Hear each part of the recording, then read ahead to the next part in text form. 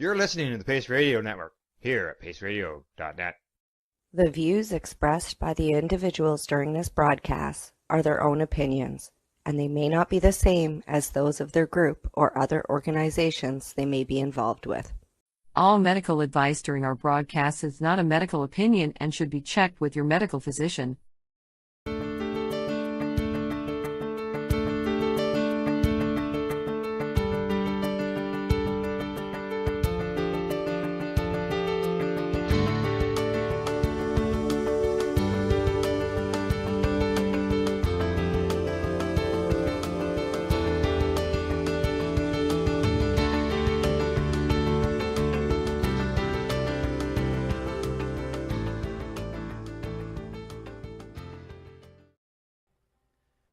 Hello, everyone. I would like to thank you for joining us today. We have a very special guest with us, Mr. Carl Olson.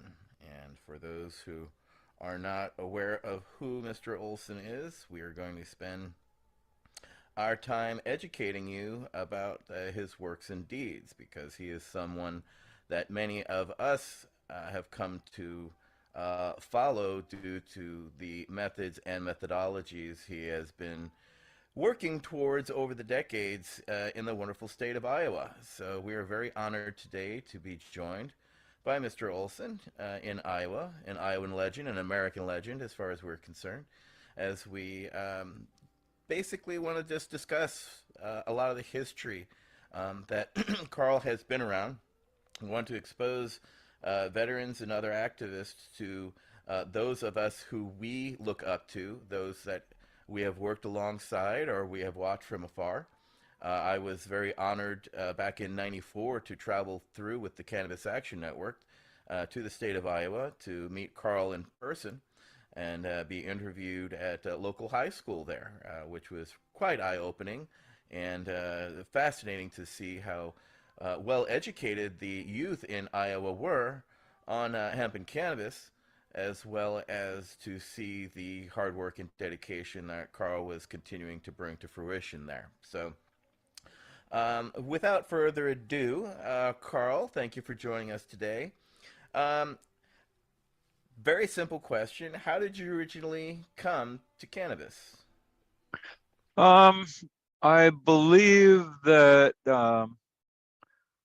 I saw a movie in high school or somewhere in there called Assassin of Youth, and it was so overblown that it tweaked my interest in cannabis. And so, and then it just seemed like coincidentally I would run into people that were using it. And so those two things came together and I tried it, and I was like,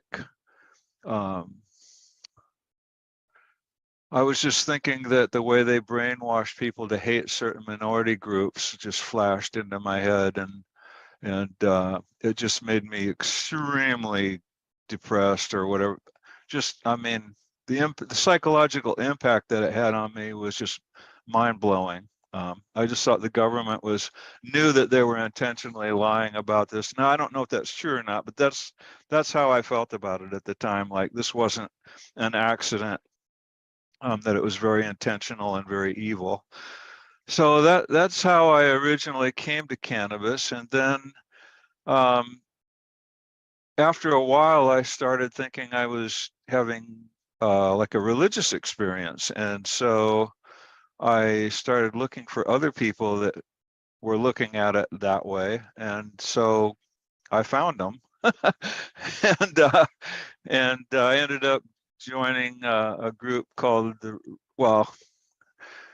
they were involved with the Jamaicans, with the Rastafarians. And so that was what I got involved in, because they saw cannabis as a sacrament, and the true sacrament, not the wine symbolic sacrament, but the real thing, something that you use all the time and in congregation, and it increases the spiritual experience that you have when you're involved in an activity with other people.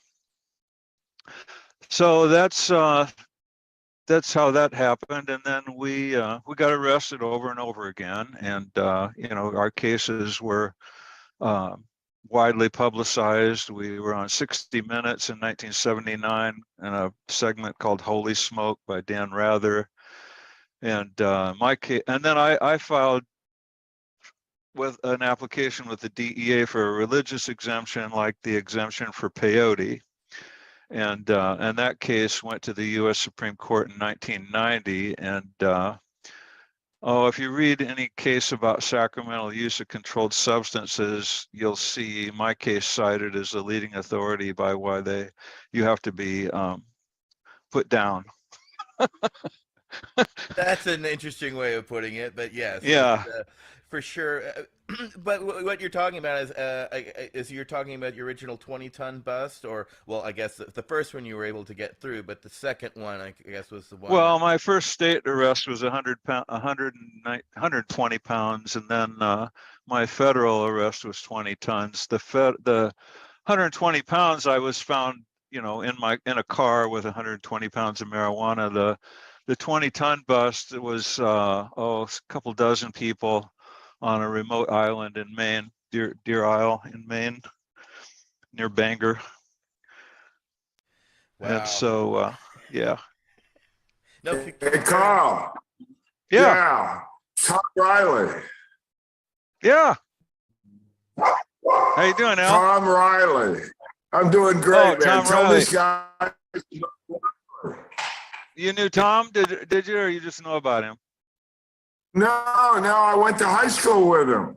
Oh my God! We were in the same graduating class. There was only 42 of us. Oh yeah, man! I knew him from the get-go. Holy cow! And he went to Seton Hall. And the next time I saw him is what you were talking about, that Dan Rather interview on whatever the hell it was. And there he was in Miami Tell these guys about this. Tell them. Well, he came to Iowa and testified in my case and said I was a member of the Ethiopian Zion Coptic Church. So he was one of my main witnesses. He actually came to Iowa and took the witness stand. And so did Melanie Dreher. You know Melanie. Melanie lived with us down in Jamaica at Star Island, and then so she testified at my trial too, saying that it was a legitimate religion. Of course, by then the Florida Supreme Court had already said it was a bona fide religion, centuries old, and regularly used cannabis as a sacrament. So, but Melanie and Tom Riley were awesome expert witnesses at my trial. So, and of course, I was found guilty of possessing the sacrament, and which I claimed to be my own, and went to prison for that. And I don't know how long Tom did in prison, but probably longer than I did. And in prison, you started to self-educate yourself and started to read and then apply, correct?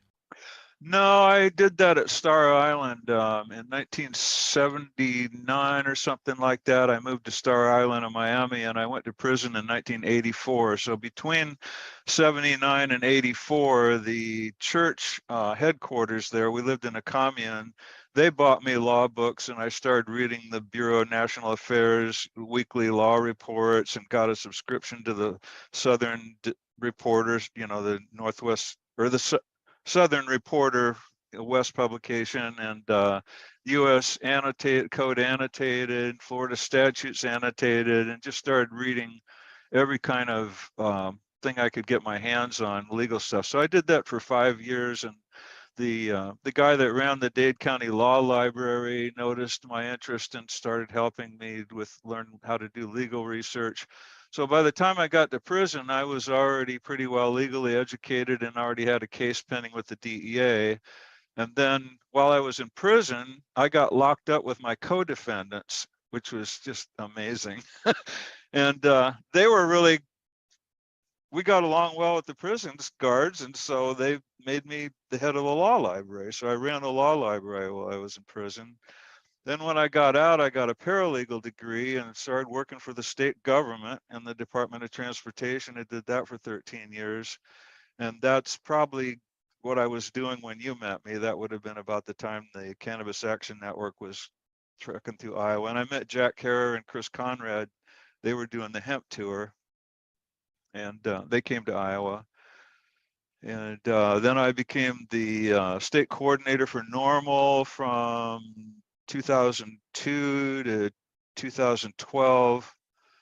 And then I started this Iowans for Medical Marijuana thing with George McMahon and Barbara Douglas so that we could, well, you know, the Raich case in 2005 said there was no argument for medical use. And so we had a Supreme Court ruling in Iowa where they said the medical necessity defense wasn't available because the legislature had already determined that Schedule I means no medical use. And so medical necessity wasn't an open question. So they said, and if that wasn't true, the Board of Pharmacy would let us know. So I got a hold of Al Byrne here, and we decided we were going to challenge the Board of Pharmacy, and we pulled it off. In 2009, they ruled, or 2010, they said it was medicine based on a whole ton of expert witnesses that Al and Mary Lynn got together, and Normal provided a couple, and so did Marijuana Policy Project. So, but it was a show. We had 4 public hearings in 4 cities, 8 hours each of testimony from all over the planet, and doctors from everywhere, and it was just overwhelming. And they were all transcribed. I still have the transcripts of every one of those, all 4 8-hour hearings, and yeah, it was amazing. So, thank you, Al. Yeah. Well, this is how we come to move things. It's quite amazing as also how small the world is to realize that his high school buddy that y'all would be involved in, and in the end, that's Al incredible. would be working together. It just makes this world a little bit smaller sometimes. Well, see, that's why I think all this is spiritual. I mean, there's just something weird about it that just seems magical. It's like, I don't know how the hell this stuff happens, but yeah, we're all drawn together about like a magnet, so. Yeah, and well, Riley was hard to miss, by the way. He was 6'8" or 6'9". I mean, he was the center of our high school basketball team. And so if you put him in a lineup with a bunch of other guys, he was definitely going to be taller than everybody else. Yeah. The last I heard of him was that, Carl, that when he got out of the prison system, which I think was Florida, he was finally released where he could leave the country. Yep. I believe he went to the Netherlands. Yep. He got married. He had a got child. Married before. Yeah. Okay. Well, okay. They were a couple. I don't know when they got married, but they were a couple when I knew him. Okay. His wife is Cordelia. Yeah, he had a son. He had a son. Yeah. I don't know what happened to, I know I've talked to Cordelia a couple of times. Like, I think I talked to her about a year ago. We all got together for a funeral for Jim Tramner's wife died about a year ago, and she organized a Zoom thing where we all got together and met, and she invited me to that. So. Well, I'm in a Zoom meeting quite frequently during the month with a lot of, we only had 42 guys in our class. 8 of them served in the Vietnam War out of that number, which I think is rather extraordinary. Tom, we were always wondering what happened to Riley. As you're explaining it to me, he went to the Netherlands. He had his lady, he had a child, and he died there. Is that correct? Yeah, I think he had some kind of a blood cancer, some kind of blood thing. I mean, he was always frail, and so he went to the Netherlands because the cannabis was freely available there, and the federal convictions and all that stuff wouldn't haunt him there, and so yeah. Well, thank you for updating me. I'll tell my classmates that I talked to you. I saw that show by on national TV, and it was. I think the thing that screwed you guys up on that show, Carl, correct me if I'm wrong, but everything seemed to be going pretty well with the interview with Riley and Rather and all that, and then they showed a few shots of young people, children, 10 years old, 12 years old, hitting on joints. And I think at that point, the American society at that time, you know, we're back here in the late 60s, we're talking about. That just turned everybody off, Carl. Do you think that's true or not? Oh, absolutely. Yeah, I mean, that wasn't, in Miami, the news media used to come over and film kids smoking marijuana. That wasn't the only, I mean, that was a regular thing. That wasn't like just a fluke or anything. That was the real deal. It Yeah, was we couldn't hide. We got arrested over and over again, and the media wanted to know what the hell was going on. We let them in and showed them what was going on. That was all real. I mean, there wasn't any fake or doctoring or changing anything or creating appearances or putting on an act. We just gave them the real deal. You know? What did they arrest you for? Huh? What did they arrest you for? I got arrested in Iowa for 120 pounds, and when they got me on the witness stand, they asked me some kind of question, and I said it was good for the young, good for the old, and good for the baby 1 day old. They didn't ask me if I had kids or if I gave it to kids. They said, based on that testimony, that I gave it to kids, which I didn't do. But they my painted beliefs you that way, and once you were well, painted my that beliefs way, were that it was good for kids, but I'm not going to give it to your kid. If I had kids, I would have I didn't have kids because I felt like the government would indoctrinate them against me, and they would raise them up to be snitches. And I mean, I don't have kids, and I don't have a family, and you know, I trust no one. Pearson, you had a response. Yes, Carl, thanks for coming on with us. Incredible. I'm not sure if you're aware of the Colette raids, 1992 up here in Alaska. The feds came up and did a multi-prong cannabis sting. DEA came up, Black Ops, everything like that, and we ended up. I mean, I wasn't up here, but John Collette, the so-called ringleader, got his place raided.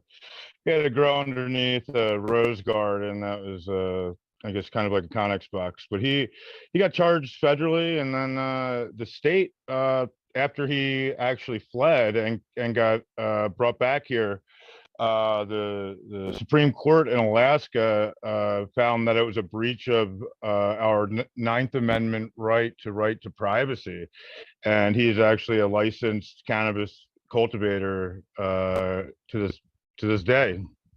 And he had been charged with, I believe, 10 years in federal prison, and actually fled and got off on it. Now has a license, legal cannabis license up here in Fairbanks, along with TSA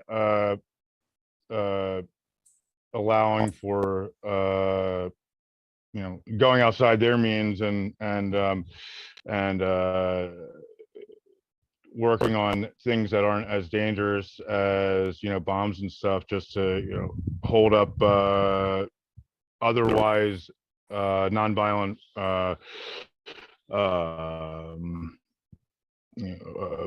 consumers. I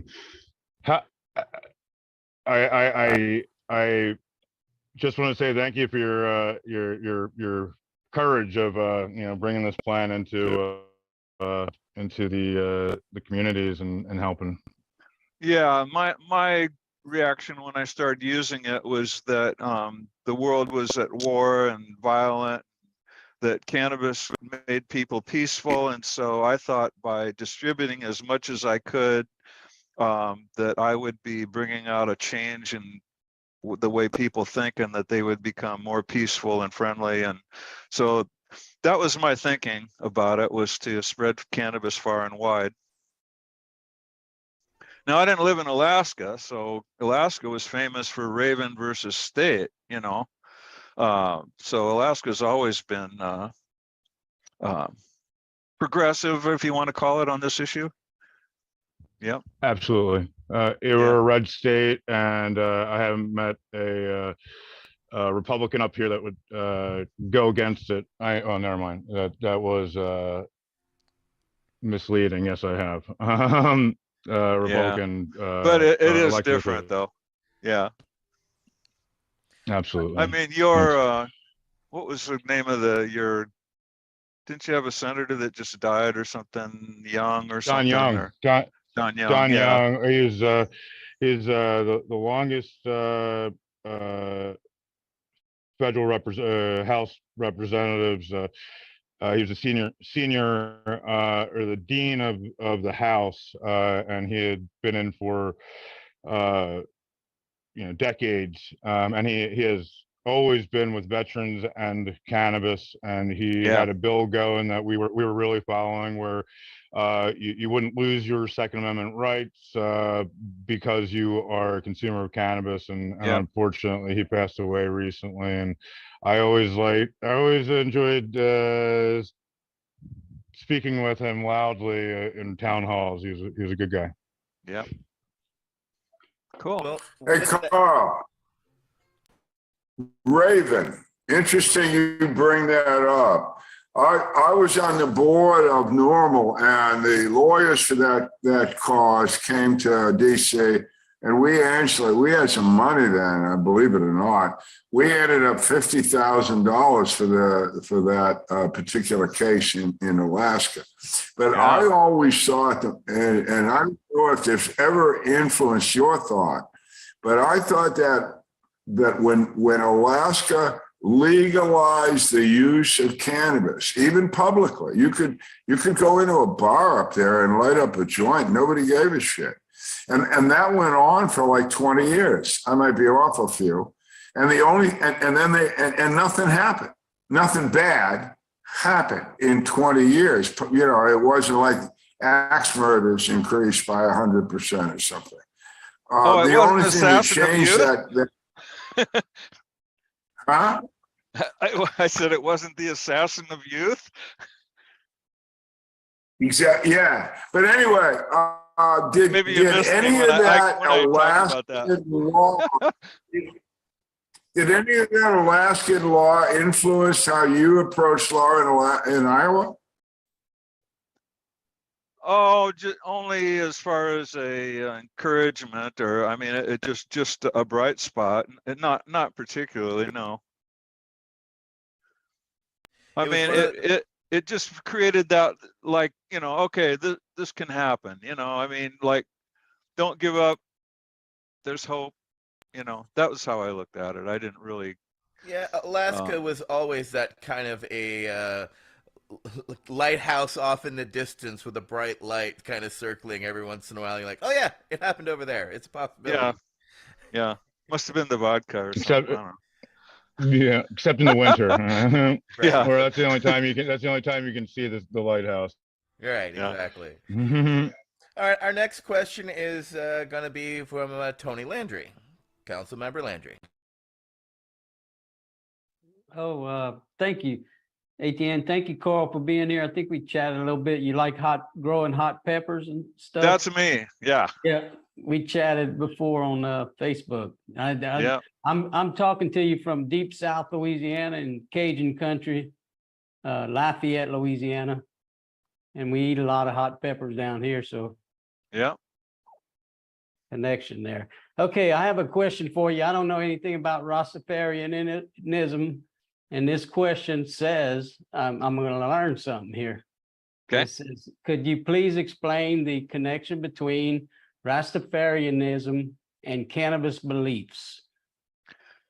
Well, Rastafari is a big deal in the Caribbean, not just Jamaica, but all over the Caribbean. And it is a religion that uses cannabis as its sacrament and traces that back through Africa and India. During the slave trade, the Europeans enslaved Africans and Chinese and Indians.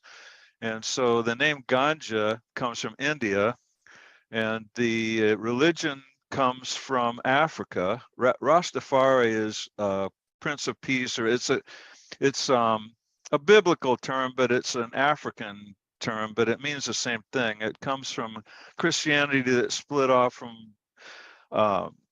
like the Catholic Church and the Eastern Orthodox Church split. The Eastern Orthodox Church filtered down through Africa. The country of Egypt was called Coptic, and the language was Coptic. The entire continent was called Ethiopia at one time. And the Coptic religion spread down to Ethiopia in the 7th century, and then the chain of emperors in Ethiopia, it was a theocracy. They claimed direct descendancy from the Solomon and Sheba. Sheba was from Africa, and so they have this whole genealogy thing. And there's a Ethiopian Tawahedo church, and they split and schismed. And when the Marxists took over, it's no longer a theocracy, and now the original version of that Ethiopian Rastafarian thing is headed in Jamaica. They have a pope in Jamaica and another one in Ethiopia, and there's a schism between the two. So they don't use cannabis as a sacrament, but the Rastafarians do, okay? And so Bob Marley, just before he died, converted to this religion that doesn't use cannabis as a sacrament. But they do believe Rastafari is God, and they worship a person, okay? And that person's dead now. So it would be kind of like Jesus or something or whatever. So my religion believes that Christ is a collective, and that we are, when you're looking at someone else, you're looking at God face to face, that God lives in us, and collectively we are God. So but we called ourselves Rastafarians. I didn't know there was these, when I first heard about Rastafari, that's how I heard about it. I didn't know that there was people that believed a person was God, or that it came from Ethiopia or Africa. I didn't know any of that. I found out about it later. But so I don't know of any other religion that's that big. I mean, the country of Jamaica in 2015 actually nationalized Rastafari as a cannabis religion in their drug law.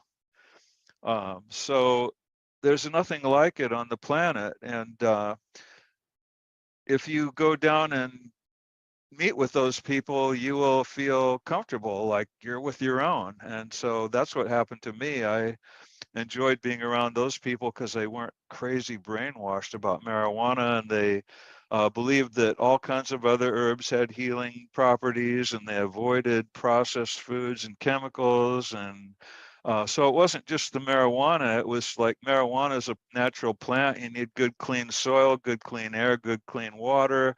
And you need that for everything else that promotes life. So that's the connection.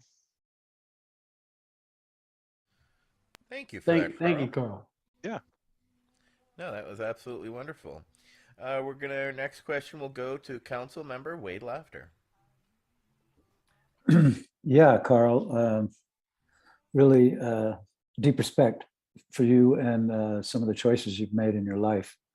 I'm particularly struck by your description of your relationship to the plant and how you came to it as a sacrament.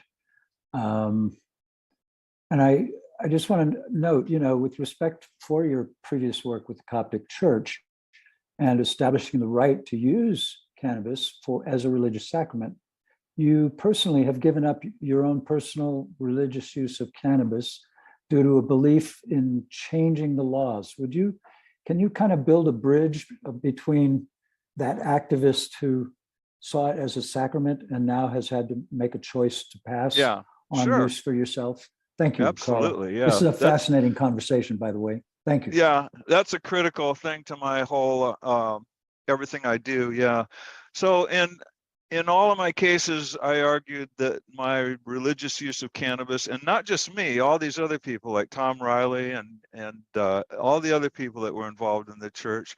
You know, Ramsey Clark was our attorney, former attorney general under Lyndon Johnson, and on the normal board of directors.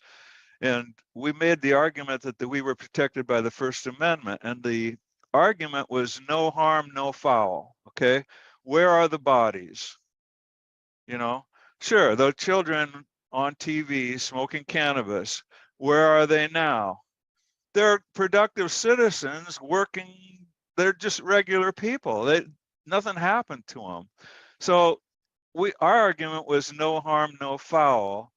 And so when we went to the Supreme Court, while my case was pending, when I went to the Supreme Court, all the other people had dropped off by then. I had this petition with the DEA to create an exemption like the one for peyote. All the other people had given up, lost their appeals. And I was the only one carrying this thing from a civil perspective. So all these cases were criminal cases, so I created the civil case with the DEA to apply for an exemption. So I'm not the defendant, I'm suing them. And so when that went to the US Supreme Court, they had a case called Employment Division versus Smith about a Native American in Oregon that was fired from his job for using, as a drug counselor, for using peyote. And the argument was that that was protected by the First Amendment to the US Constitution. And of course, they had a sacramental exemption in the federal regulations. So the argument was, hey, this really is religious. The federal government recognizes it. The ruling in that case was that as long as the Oregon drug law was neutral toward religion and generally applicable. So Oregon drug law did not have any exceptions for religion or unauthorized for non-prescription use of controlled substances, no exceptions.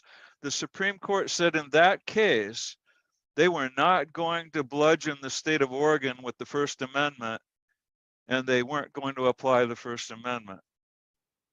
And in all of my cases, I had made the argument that I should have equal protection because Iowa had a peyote exemption. Unlike Oregon, Iowa has always had this religious exemption for peyote, and the federal government has always had the religious exemption. So unlike Oregon, I was living in places that did have religious exceptions. And so I said the law is not neutral toward religion, it's not operationally neutral toward religion, and it is not generally applicable. And the courts all agreed with me and said, okay, we're going to apply something called strict scrutiny, the compelling interest test. And they said, your use of marijuana is not like the use of peyote because they're not the same substance. The use of peyote is limited and your use is unlimited. The way that you use it is constantly, all the time, everywhere. Marijuana is in high demand and peyote is not. And peyote is obtained legally in Texas, and the Texas peyote suppliers are licensed under Texas law and federal law. And I had no way of saying where I was going to get marijuana legally. There were no legal sources in the United States. So I said, the federal government should give me a canister with 300 cigarettes in it with a prescription to smoke 10 a month, or 10 a day, like the patients had on the compassionate use program. And they said, no, we're not going to make a religious exemption where we supply you with free marijuana. And so I lost based on that. So at that point, I knew that the Constitution doesn't get up and walk around and enforce itself. It's whatever the US Supreme Court says it is. At that point, I no longer had an argument that what I was doing was legal. It was toast. And so I stopped using marijuana because I couldn't afford to get 3 strikes and you're out. And I had no legal defense, no credible argument. So I said, I'm going to wait until the law's not generally applicable, but I'm going to use marijuana as my equal protection argument the next time I come back. Well, Iowa did that in 2017, And my lawyer just filed our reply brief in court today, and we're litigating that in Iowa District Court, and I have a petition pending with the DEA for the same thing, saying that now there's a legal source where I can get it. And the other thing is that this manufacturer in Iowa called MedFarm, they just got a DEA license for bulk manufacturing. So that means they have a federal license to grow marijuana. So I could say there's actually a place that's legal under both state and federal law where I could get the marijuana from, and they will sell it to me because they sell marijuana. I wouldn't be asking for a free handout. I would be willing to buy it. So that's why I quit using marijuana 32 years ago. And I made that sacrifice because there was no other intelligent thing to do. If I wanted to stay involved in the legal fight, I had to have a legal argument. And so to make the whole thing, and another thing is, like, the state set up this illegal program to distribute cannabis. They've got a federally criminal enterprise running this thing in Iowa, growing the marijuana. And they got a federal license now to grow bulk marijuana for the DEA, but that doesn't apply to what they're doing in Iowa. They're violating federal drug law every day.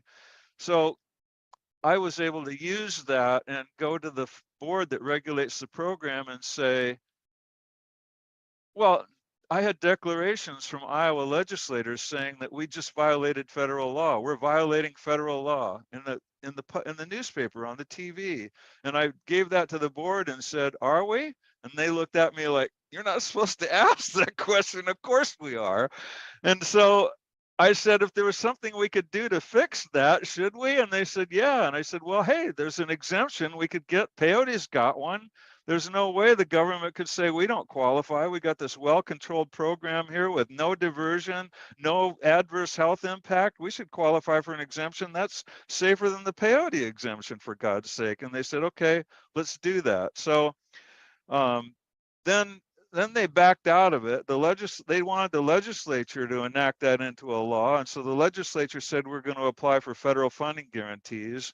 Then the Department of Public Health said the only way to get federal funding guarantees is to apply for this exemption Olson is talking about. And then they didn't do anything. So I had to sue them for mandamus to file the damn thing. So they filed for federal funding guarantees, and I filed that with the DEA saying, wait a minute. And I attached the document where they said federal exemption was the only way to get the federal funding guarantees, and said, they know they need a federal exemption and you know you can give them one. That's what this is about. This is not about federal funding guarantees. We need an exemption from federal drug law to make the whole thing legal. And so that's what I was able to do by saying, I'm not breaking the law. Why should you? Like, didn't you ding me my whole entire life for breaking the law? And now it's just okay for everybody to break the law? When did that happen? I got to say, Carl, I have such deep respect for your commitment to making change in the law. I have a justice boner. I'm going to lean back and just enjoy it. Thank you. I could see it. I could see this whole thing in my head, and that's what keeps you going, is to be able to visualize the thing and see it. That makes it easier to make the sacrifice because you know the payoff is there. The only thing is to live long enough to get there, you know. And like I'm feeling pretty good, you know. I'm 70 years old and I don't feel bad, you know. So I'm going to live long enough to see it. Well, and we're going to keep working at it hard enough so that you can see it in your lifetime. So we're going to do our part in September for our lobby day as we go up and kick them in the proverbial mental nuts and see how they respond and move on from there. Because yeah, we want to actually have the program completely redone. After talking to Alice Randall, who joined us on a previous one, and she warned us because we wanted to reopen the Compassion IND program for veterans and veterans access, and she told us, no, don't do that. You know, actually create and have them create a new system outright, because we don't want that crappy hemp grade cannabis that they grow in Mississippi and dry on plastic in the sun compared to the quality cannabis that we sell over the counter every day in California, Washington, Oregon, etc. So it's Well, that's just another thing. The DEA was just completely routed by the U.S. Department of Justice in 2018 for running an illegal pot farm in Mississippi for 50 years and in violation of the international treaty and federal drug law. And so these are the kind of things that I store in my tool chest because I'm not violating any drug laws. And so when they start getting picky with me and saying, oh, well, you're dirty, we can't work with you and all, I'm going, hey, pot calling the kettle black here, come on. Like, you're not clean. Like, how can you tell me I'm unworthy? Like, Jesus. And the irony is this you'll find and that we giggle at is, of course, now since of course Michael Krautz was part of the group that helped change international law, which has of course changed the treaty status, or at least our hand in it, and we're trying to get hold of the USAG's office to, or much less get the media to notice that we're currently out of sync now with international laws and treaty, and somehow no one in the media wants to talk to us, and no response back. So we're probably gonna have to do our own FOIA request, or to find out what is actually happening there. We are people advocating cannabis education here at paceradio.net. Limestone City Hydroponics is Kingston, Ontario's hydroponics shop. Take your growing to the next level and create the optimal environment with a tent kit, or maximize your yield with an ebb and flow flood table kit. Either way, Limestone City Hydroponics has more sizes and options to fit your needs. Are you looking for the power of the sun that adapts to your budget? Then look no further, as they have professional grow lighting. They have indoor grow systems that are easy and cost effective, with many options to fit your living space and lifestyle. Cultivate your growing potential. We have everything you need to succeed. And if you can't make it to the store, they offer local delivery to the greater Kingston area. Remember, when you're looking for experts to help you grow, then look no further than the locally owned Limestone City Hydroponics, 105 Sunderland Drive in Kingston, Ontario. Call them at 613-548-0420. Enjoy the buzz of legalization with Campbellford Lifestyle Shop. From lights to plant nutrients, books, consumption accessories, and more, we've got all your basics to grow or consume cannabis. Visit our info center or take a look at our piercing services and body jewelry, now available in-store through Campbellford Lifestyle Shop, 17 Bridge Street West, Campbellford. Are you looking to get your medical cannabis grow license? Limestone City Hydroponics can help patients through the process of obtaining their license to grow medical cannabis. What's that? You don't have a doctor? If you meet the medical criteria, Limestone City Hydroponics has a nurse practitioner who can assess and provide medical cannabis prescriptions. What are you waiting for? Contact Limestone City Hydroponics at limestonecityhydroponics.ca or call them at 613-548-0420. PACE Radio is the People Advocating Cannabis Education Radio Network. Legacy 420 have an awesome array of cannabis-infused beverages, from pop to Nature's Nectar's teas, all in amazing flavors. What a selection! We even have a delicious mango-infused juice, and let me tell you, it's delicious. Everything is infused in-house, so we buy our syrup from the same place where everybody else buys their syrup for their pop, and the infusion is done in the lab. It's all canned here, labeled here, produced 100% on Tyndonega. We have two lines of drinks. One is called our Nature's Nectar. That was our original line that we came out with, and then we also have a line under the Red E brand. We have them in 10 milligrams, 30 milligram, and 60 milligram cans. What a great selection for a get-together with friends or after a long day. Remember, if you want to wet your whistle with on-site lab-tested products, come see your trusted partner. Legacy 420 out on your road.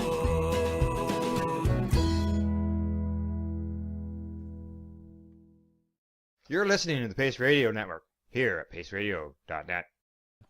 I read that high compliance thing that Michael knows about. Well, that's what, And of that course, leads the us- UN rescheduled cannabis in December of 2020, saying, "Oh, it has medical use." So of course, that should have a ripple effect. Yes. and thus making the cannabis farm in Mississippi finally legal. Yeah, I don't know how that. Yeah, I assume that they fixed all the problems with that. And of course, they licensed Med Farm here in Iowa to do the same thing as the Mississippi pot farm because they can't keep up with the demand, and the quality of the marijuana they grow is not. They want more variety, and so they licensed Dr. Sicily in where's she from? Arizona or New Mexico? I can't remember, but anyway, she does the PTS studies. Arizona. PTSD. Yep, Arizona. Yep. Well, that leads us to, right to Michael Krawitz, who is going to ask our next question because it leads and kind of stacks on what we're just talking about. Michael Krawitz. Thanks, Etienne. It's great to see you, Carl, and thank you so much for sharing some time with us. The question is really short, so I'm going to actually make it a little longer. How can a state use exemption to remove itself from federal law? We think about your work on exemption, and that I find fascinating is my work on international stuff really revolved around one sentence in our Constitution, the U.S. Constitution, and one little paragraph in the Controlled Substances Act. And when you were saying something along the lines of, when they send us back from the court saying that we haven't exhausted all our non-judicial, administrative remedies, these are the remedies they're talking about, these little paragraphs in the CSA. And what baffles me is that you could be working on this little paragraph in the CSA and that the movement for the last 50 years or 60 years with all these legal eyes has missed it. And also, 21 USC 822D. Yeah. And I also want you to tell us, if you could, wrap up a little bit about where this work is. Like, how many states have put in okay, good. Yeah. proper applications, where those applications. A friend of mine wanted that question to be asked and wanted me to answer that question. So that's good. I have a friend in Hawaii who's a doctor, and he's been working on this. And so anyway, yeah, Hawaii passed a resolution, unanimous in the House and Senate, to have their Department of Health investigate this exemption argument. And the Department of Health in Hawaii responded by saying, we're ashamed of our state and we don't want to draw any attention to ourselves, so we're not doing it, because it didn't have any mandate that the department do anything. It simply told them to check it out. So they checked it out and said, we're too ashamed to even bring this up, so we're not going to do anything. So now they're stuck, and they're going to have to get a law and signed by their governor to force the state to apply. But it did get passed unanimous in the House and Senate. In Minnesota, it went quite a ways in their health bill last year and this year, but it didn't make the final cut. But it was kicked around by the bill to apply for the exemption was introduced by the two co-chairs of their medical cannabis board, who are legislators. They have a different kind of a composition board than what we have here in Iowa. Our board here in Iowa is strictly medical professionals, and my experience working with Al with the pharmacy board here led me to believe that that was the best audience that I could find, is medical professionals. And so I went to them feeling confident that medical professionals would understand what I'm talking about, because they know about red tape and federal regulations, and especially people that are really deep into the medical profession. And sure enough, they understood it right away, and they agreed with me. One of them gave me $100 to help sue the governor last year. And that's the one that contacted you, Al, and said he wants to join your group. So I'm hijacking the medical board. I mean, the board that regulates our cannabis program here is co-petitioners and activists. Yeah. Well, hijack accordingly. Yeah. Yeah. So that was Michael's question about if other states have picked up on this. So yeah, 2 states have picked up on it, but I know people really well in those 2 states. Like the doctor in Hawaii, his attorney is the son of one of the people in this Coptic church. So like, isn't that a coincidence? And And the guy in Minnesota, he gave me, like, him and Randy Quaid, who was the chair of the normal board, gave me $2,000 back in 2013 to file a separate appeal in the case Michael was in, our scheduling case that we had, the Coalition for Cannabis Scheduling. I tried to argue that state law was accepted medical use, that you couldn't get any more accepted than a state law, that medical opinion was nowhere near as significant as a state law. That establishes medical use beyond any reasonable doubt. And so that was the argument I made in Michael's case, but I made it in 2010, and we all filed that in 2002. And so by the time I was bringing this argument into it, the DEA had already gotten the decision from the FDA, and the case, I was too late to make that argument. But anyway, so the guy in Minnesota has been working with me for a long time, and the one in Hawaii. So, Michael, I had a follow-up for you there, Carl. Yep. At least one, I guess. But it just surprises me, I guess, that well, first let me do some cleanup. When you're talking about the International Drug Control Treaty and the U.S. Compliance, it had to do with really something rather mundane. Within the treaty, each country that has cannabis as a medicine, whatever, is supposed to designate one governmental office to oversee that. And we had those responsibilities shared between NIDA and DEA and the Mississippi Farm, all over the place. Exactly the reason that the treaty asks is why, this is a bad idea, because in the US, it is quite dyslexic when you're trying to talk to the program. There is no program, right? And that's the out of compliance part, the major out of compliance part. Also, the DEA was arguing with the State Department, because the State Department, like every other country, read the treaty and said, well, of course the government can have a non-governmental entity, a contract grower or whatever, doesn't have to grow all the weed, but yet the DEA was saying the opposite and even arguing it in court. It's quite dyslexic. But my question is this, states, really, it strikes me, we see the passing of the buck at the national level, like where the executive branch says, oh, the Congress should do it. Congress says the executive branch should do it, back and forth. We've seen that, especially with scheduling.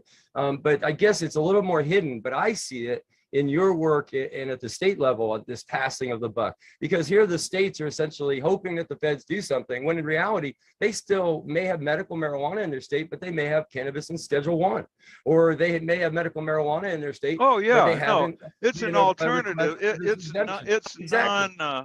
It's basically saying we're going to let you use marijuana, and it's not safe for medical use, and it's not safe for for use under medical supervision, but we're going to let you decide for yourself whether you think it's good for you, but it's not approved, so you use it at your own risk.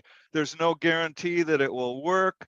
We're telling you it's not safe, all these different things, but we're going to let you use it. So it's the authorization of something outside the context of the Controlled Substances Act, saying it's an exception. So the state has created an exception to the Controlled Substances Act because it doesn't fit in the Controlled Substances Act. That's what the federal exemption would do, the same exact thing. It would say, this is exempt. All that other stuff does not apply. And we're not saying this is good for anything. You decide that. We're going to let you decide. If you think it's good for you, you go ahead and use it. We're saying we don't think it's good for anything, but we're going to stay out of it. It's like medical necessity in a way, or so it's an exception. And in the international treaties, you've got medical use, scientific use, horticultural use, industrial use, and then you've got domestic law. It says, and constitutional law. That's not medical use. It's not scientific use. It's not horticultural. It's not industrial. It's other, and it's covered. The treaty allows for that. So there's no way that you can say that what you're doing is not okay, but you have to identify why it's okay and use those sections of the treaty to say, this is what we're doing. We're not confused about it. We know what we're doing. These are our rights. And that's what's not happening. We're not seeing the states say they have a right to do this under federal and international law, and they do. But they won't say it. And the same thing, like when you see Portugal or Jamaica or something change their laws, they need to tell the UN, we're doing this pursuant to the UN treaty. This is a section of the treaty that allows us to do this. We're filing a declaration with the International Narcotics Control Board explaining what we're doing so that you know that we're not just giving you the finger and saying we don't like law and order or something. I mean, so yeah, yeah, there's a way to do this, but people are not passionate enough about this to care. And it's like, well, who's being injured by this? Well, people who can't defend themselves, right?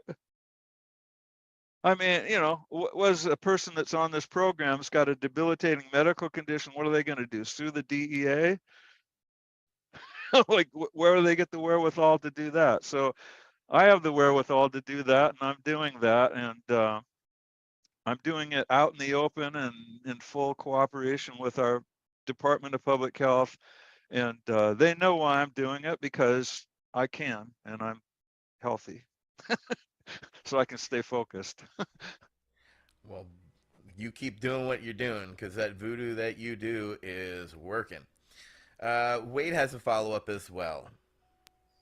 I'm going to try and keep it brief. I feel like the stigma, if you will, that was created by Prohibition and then the Controlled Substances Act around cannabis is really kind of the crux of this.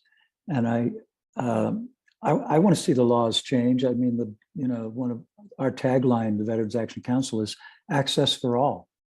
That's our goal. Sure. This plant is not harmful, but there's all this residual craziness in the laws that exist now.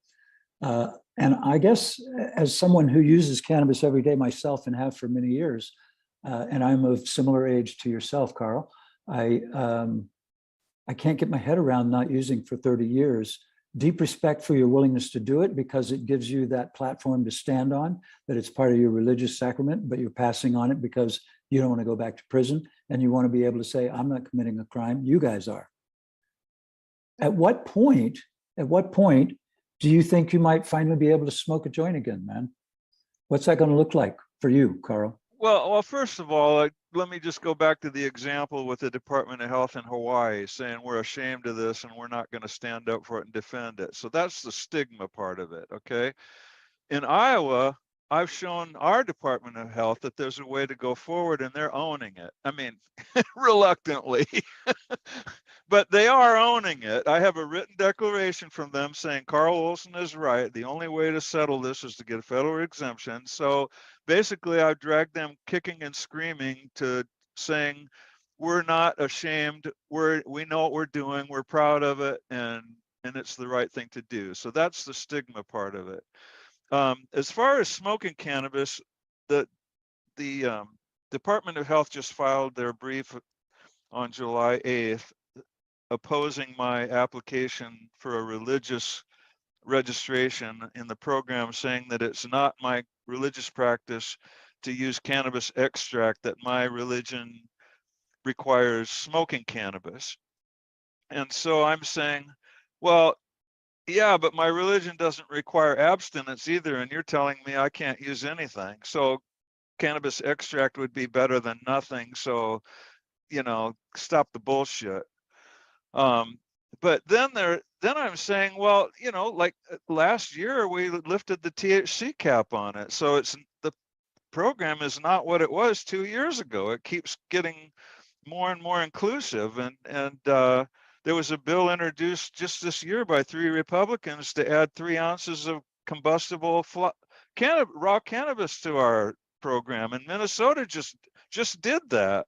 So why would I wait until they create combustible raw cannabis to apply to get on the program? I want on now, and then I won't have to. And not only that, if I applied for it after they add smokable cannabis to it, they'll still try to say I can't have it. So I see myself being in the same boat as 10,000 Iowans on this program, and we will all rise or sink together, and I am with them, and my use will be the same as theirs. and it will track that way. Whatever they can do, I can do. That's the argument that we have in court right now. So I can't answer your question, but I can tell you that that's the direction that I'm going. Well, we hope you can self-realize that sooner rather than later as well. I smoked cannabis for 20 years, so I still remember what it's like. I want to do that. Yeah, it's still good, I bet.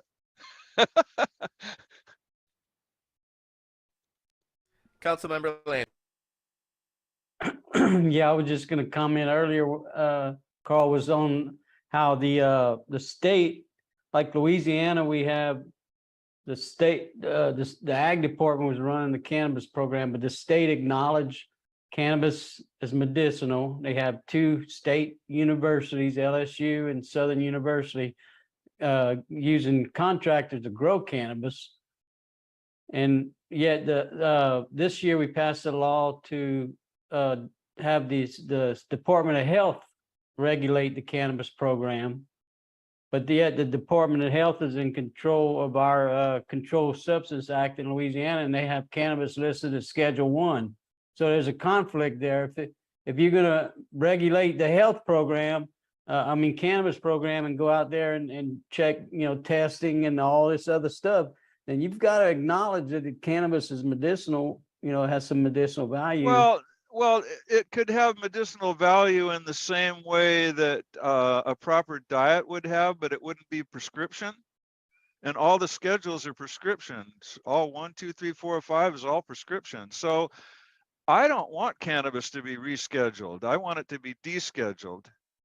Right. And so I don't see a conflict there. I see this as being an alternative medicine. I don't want it to be an FDA approved prescription. And not only that, how many FDA approved prescriptions for plants are there?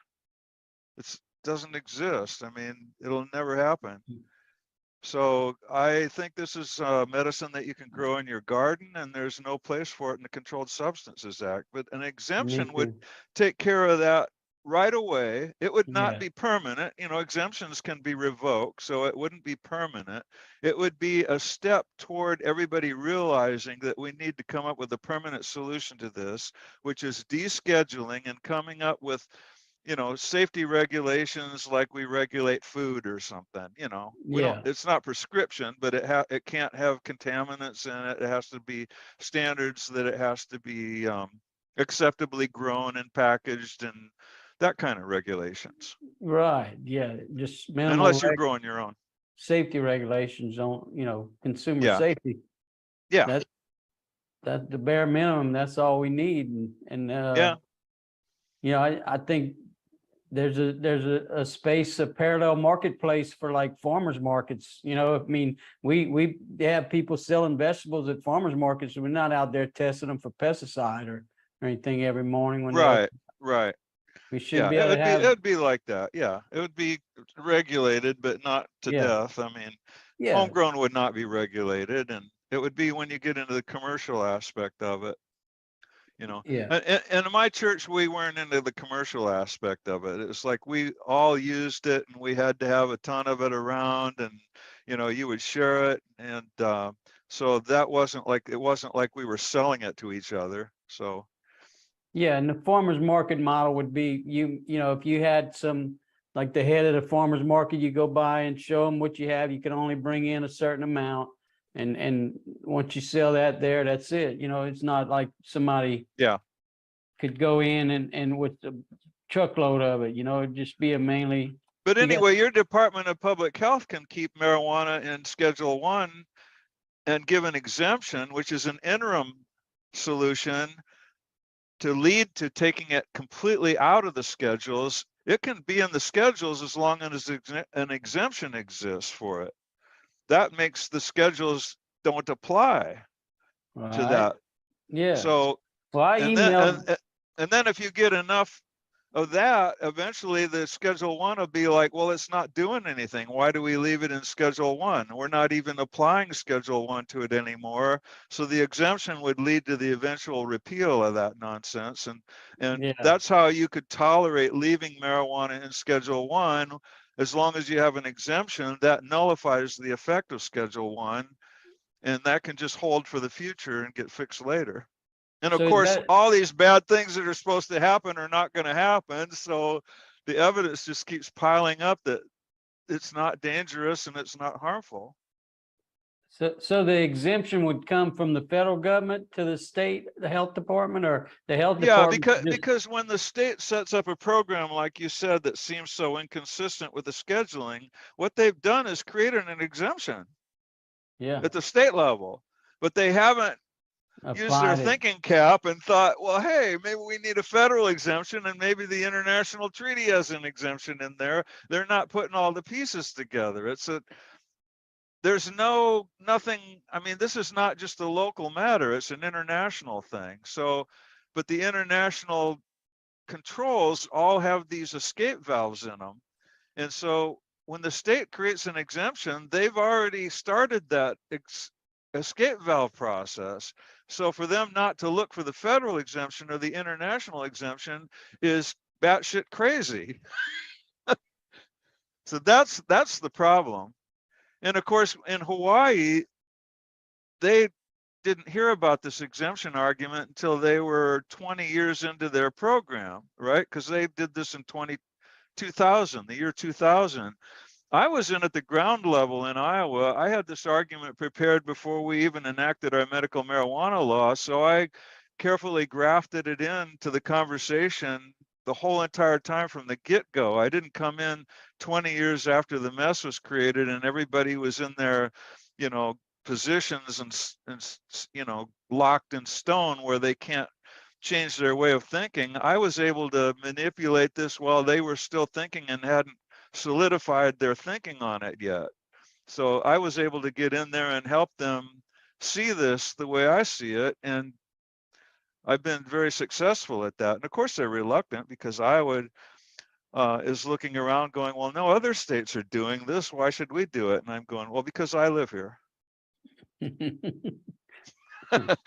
Well, thank you. That helped me kind of get some direction in Louisiana, what I should ask for. I'll email the Department of Health, Secretary of Department of Health, and try and get some response. Yeah, characterize what you have in your state as the state creating an exception to the Controlled Substances Act, an exception from the scheduling, and then explain how that same process works at the federal level. But first, you have to get them to buy into, we've already done this. Yeah. And that's what we're doing. And we're committed to that. That's the road forward. And then you say, okay, well, that's the same road at the federal level and international level. Thank you, Carl. Yep. Councilmember Landau, you have a question. Yes. First of all, thank you so much for all the hard work and all the sacrifices you've made to pave the way. I was wondering, I watched a documentary in 2015. I don't remember the name, but there was a guy that they interviewed that he says he's one of 3 people that has a religious exemption, at least at the time, from the federal government. I know there was a bunch of cannabis churches in California, but they were all ended up selling. So they all got cracked down and shut down at a point. To your knowledge, did the federal government actually ever exempt cannabis for religious use anywhere in the US? Only on a very limited basis. There was a guy who was told he couldn't use cannabis on parole in Oregon, Valray, and the court removed that restriction on him because he was a Rastafarian. There was a group in, can't remember, Idaho or somewhere, Bauer, where they got arrested for large scale, and the court said they could make an argument for personal use based on Rastafarianism, but they never did come back and make that argument because that would be a small thing if you're facing distribution and felony charges and they won't let you apply the religious exemption argument to that. There's Dan Quaintance down in Arizona lost his case. Roger Christie lost his case in Hawaii. God, on and on and on. Michael Mooney in Hawaii. So not really. Now the ayahuasca has been found to be protected. The UDV church in New Mexico, they were receiving ayahuasca, a tea with DMT in it, which is Schedule 1, from Brazil, and the DEA seized their sacrament at the post office, and they were able to get that back, and the US Supreme Court said that was exempt from federal drug law. But they don't actually have an exemption from the DEA, so we don't know if they got arrested in some other context, would that case protect them in some other context? Like, so no, this is the peyote exemption is the only solid one. And of course, that peyote comes from Texas, and the Texas distributors are licensed in Texas, and they're licensed at the federal level. So there's nothing else like it.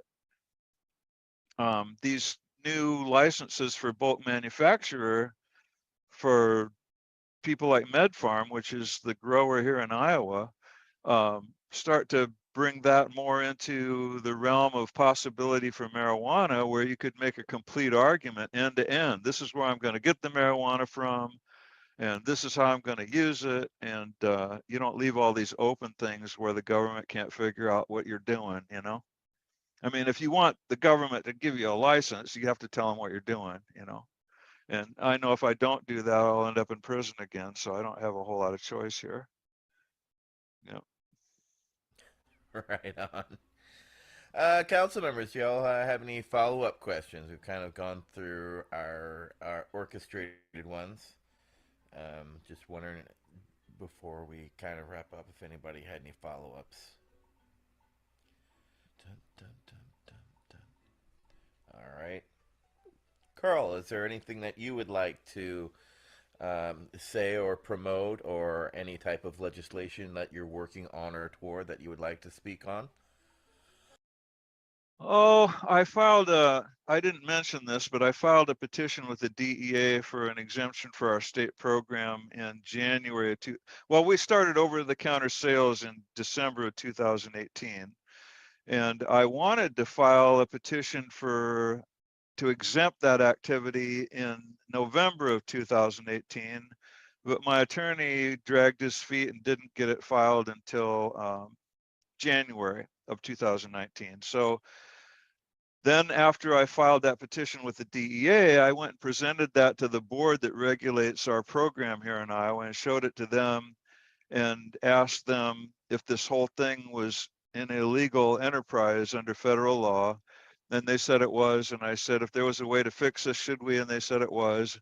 And so I said, well, I've already got the petition filed with the DEA. I just want you to help me with it.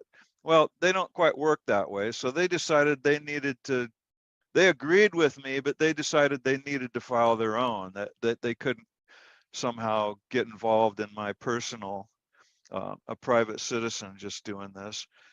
And so that petition is still pending with the DEA. So when I said that when the state filed for these federal funding guarantees and then said the only way to get federal funding guarantees was federal exemption, I sent all that paperwork to the DEA and said, hey, I already have a petition with you pending on this topic, and here's the support from the state government saying that I'm absolutely right. So that gives you a little bit more context. The DEA has been sitting on this for quite some time and is accumulating quite a bit of evidence here that this is not your usual ordinary application. This guy actually got the state government to support what he was doing after he filed the thing. And I just don't think they could have imagined that that would happen. And I haven't messed with them on it because I don't have standing. I'm not enrolled in the program. So that's the religious argument, that I want to be enrolled in the program for religious reasons. That would give me standing in the other case to say I want this program I'm enrolled in to be protected. So it all dovetails and fits together like that. I need standing, and the only way I can get it is my religious argument. I can't come up with some phony medical condition argument. So you explore that option and see where it takes you. Is there any way anyone who's watching can support you and your work and what you're doing? Do you have yeah, that's a great question. A website also as well, so if they want to learn more about what you're doing? Yeah, carl-olsen.com is my website. And it's OLSEN. CARL-OLSEN.com. And yeah, so basically there shouldn't be a state government that reinvents the wheel here. The wheel has been invented and the wheel is rolling. So now the argument would be to join.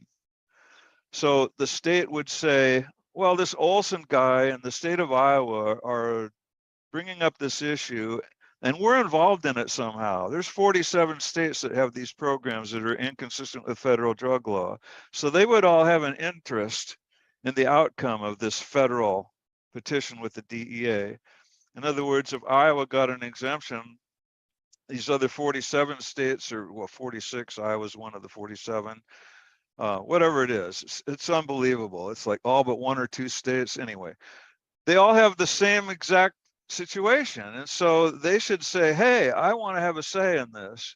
It's a federal thing. And of course the DEA, well, anyway, so that's what I'm saying is like, and let's say California says, okay, well, we want to get into it.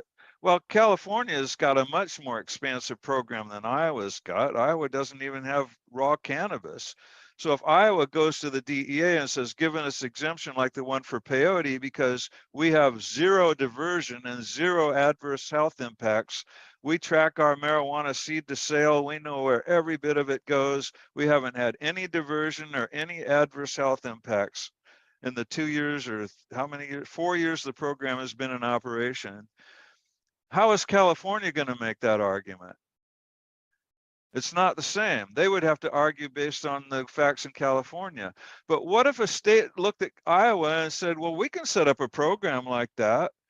Well, the DEA basically isn't going to hassle people for homegrown. And they're not paying this crazy federal tax penalty, 26 USC 280E.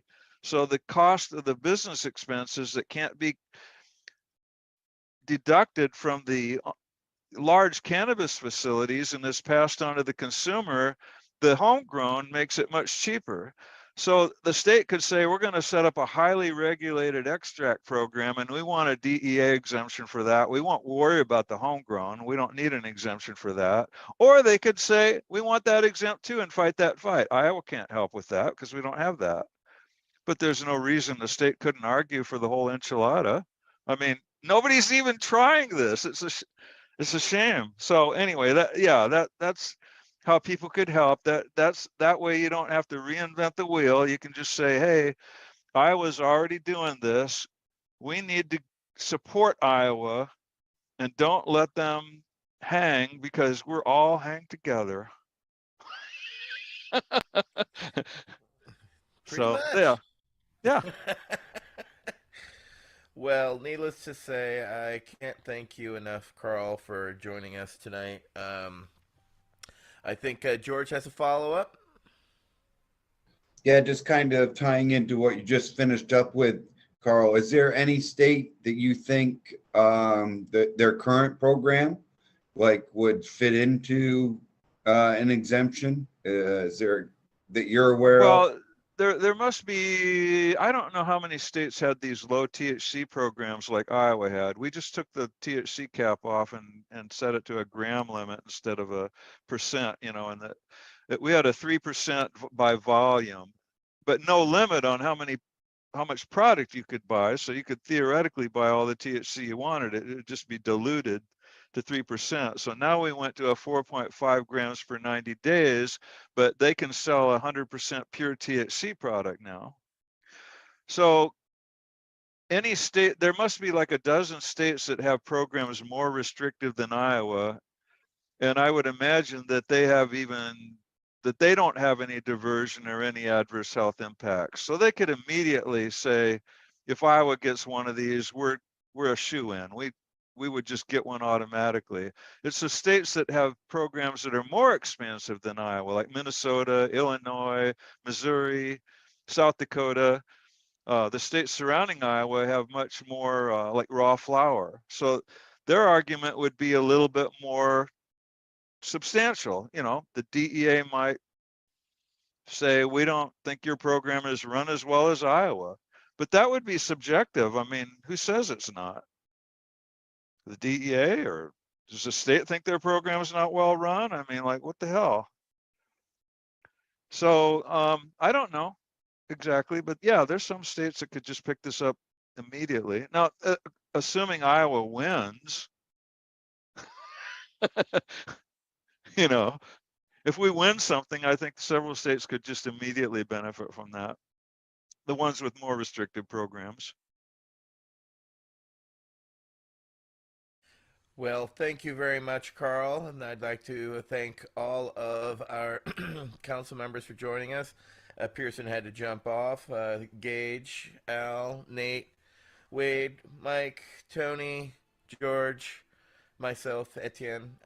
Carl, thank you so much for doing the work that you've done and making us and our audience a little bit aware of the hard work as well as your constant dedication to moving the needle on cannabis, especially in the state of Iowa. So, you know, one last thing I wanted to say was Nancy Mace has got a fairly decent bill, and she's also got one for international, taking marijuana out of the single convention. So I think she's pretty bright. we are actually in contact with her office. So, yes. Yeah. We have we are being very strategic in putting ourselves and placing ourselves at the table, because if you're not at the table, you're on the menu, right? Yeah, Schumer's bill is kind of weird. I mean, 25% excise tax and expungement for juveniles only, and they talked about that last year, and we told them, pardon me, 2 years ago, that was a no-go. Well, 3 years, Jesus, like 2019. Obviously he's pandering to the Republicans because he needs their votes. But well, you also have to understand that 280E, they're making over $4 billion a year, and they've got to figure out how to balance where that's going to come from. Oh, I didn't know it was I didn't know that was a significant factor in the negotiations, but well, that amount of money will kind of make it quite significant, because right now we're low-hanging fruit. I'm in the midst of a settlement for Berkeley Patients Group. Oh, okay. Going into our 23rd year, in October, so everybody is being hit systematically because it's low-hanging fruit. So yes, descheduling, but is something that we want to see besides a rescheduling. Now, if they issue an exemption, there's no tax. So think about that. If the state got an exemption and then they tried to go from there to like, oh, well, now we're going to do a 25% excise tax. I mean, the exemption would completely eliminate 26 USC 280E, gone. No tax, tax-free. And then they would come in and try to impose a 25% excise tax on top of no tax. So yeah, they're going to fight this exemption thing for what you just said. Oh yeah, well, I was the test case for the state of California for taxation on medical cannabis, so I'm well aware of the realities, and they basically told me to sit down, shut up, sit in the corner, and take it, which is basically I had to do, and I had to go do an offer and compromise in the end, but that's the reality of the tax man when they want money. Well, I really want this exemption, hands off. Yep. Al, you had a follow-up? Well, I think the thing that I took away from this federal discussion over the last 2 days or so is that they are actually considering taking cannabis out of the schedule system. I think that's remarkable. Yeah, we've discussed we've discussed in past conversations, like, what would our minimum be? 3, 4. Well, all of the faults, Carl, in that bill would be overcome. My objectives would be overcome if they descheduled it, because then the gloves are off and capitalism would take over and the whole thing would be over. But I'm sort of heartened by the fact, again, that they're discussing no schedule. They're going to treat it like a plant. Oh yeah, no, I like that. Yeah. Well, that's the thought, anyways. Yeah, that's the thought. Yes. Yep. All righty. Well, thank you very much. Thank everybody for coming. Carl, again, you're just amazing human. So keep up doing what you're doing. We appreciate you. I would like to check in with you again in the future to see your progress, but also thank you for giving us all little tips and our little 10th Amendment realities of little loopholes that we can look to exploit so that we can continue to keep chipping at this wall of prohibition so that we can finally all sit in a room together and pass that joint over to Carl. Yeah, the 10th Amendment would be that exemption, yes. Absolutely. Because it's not the Commerce Clause argument that lost in Rage, so. Yep, absolutely. And they said she didn't exhaust her administrative remedies, and they said scheduling was an administrative remedy. Well, exemption is another administrative remedy. They didn't even mention it. Yeah. Well, yeah. Now, was that a feint, or was that, on purpose, Oh, I'm sure it never occurred to them. Nobody brought it up. The federal government brought up the scheduling thing, saying she should apply for scheduling. So that was actually an argument, but nobody said a word about exemption, but that is a federal administrative remedy. Right. That was the lawyers missing that one, unfortunately. Yes. Oh, yeah. Not the first time. The government lies to you by not telling you things. Yes. Right. We all us veterans found that out for the first time via our recruiters, right, gentlemen? Well, thank you, Carl, for joining us tonight. This is our VAC Roundtable number 40. Carl Olson, you just keep up doing what you're doing, and we're going to keep doing what we do. We're actually going to Washington, D.C. in September for a lobby day, so we're going to be doing what we can to push the veterans issues forward. And thank you for your guidance, your mentorship, as well as your stewardship, because what you are doing and continue to do enlightens others, that give them an awareness that there is someone holding up a light in the darkness for them to see, and that person for these many decades has been you. So we do hope that you are fostering and finding someone, just in case your arm gets too tired holding that. My attorney is really into this. He's awesome. Yes. He is just, and he's younger than I am, so he'll outlast me. Yeah. Right on. So the bases are loaded and I'm up to bat. So get ready. Right on. Well, hit it out of the park, my friend. Yep. And I look forward to a day when we can actually share smoke together.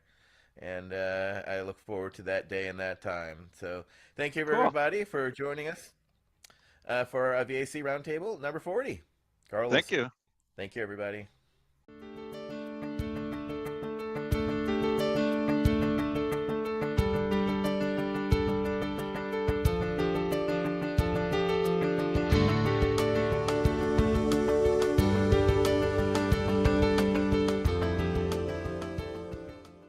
You're listening to the Pace Radio Network here at paceradio.net.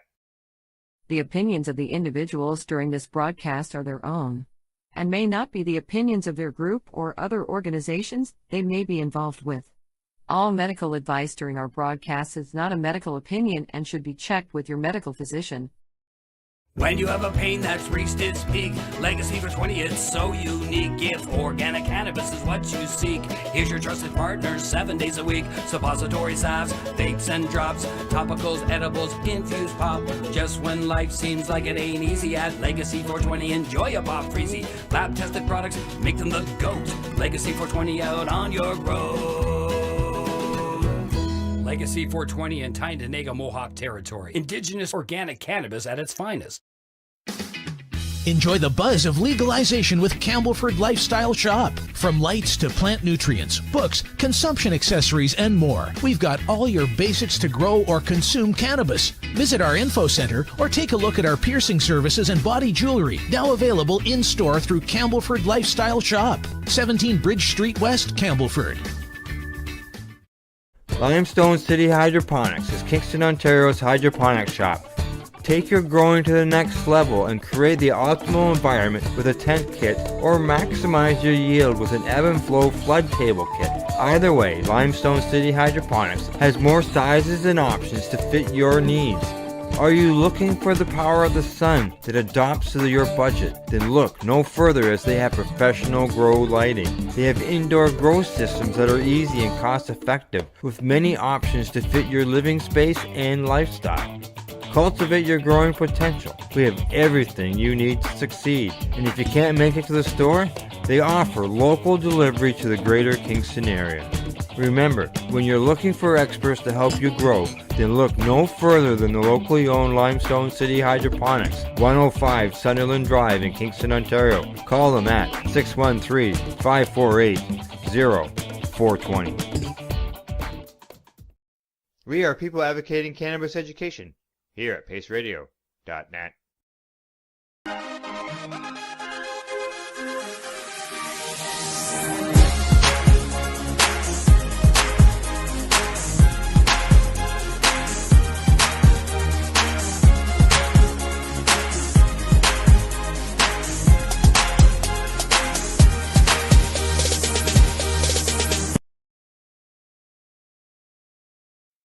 You're listening to the Pace Radio Network here at paceradio.net. The views expressed by the individuals during this broadcast are their own opinions, and they may not be the same as those of their group or other organizations they may be involved with. All medical advice during our broadcast is not a medical opinion and should be checked with your medical physician. Oh yeah, baby, that's lovely.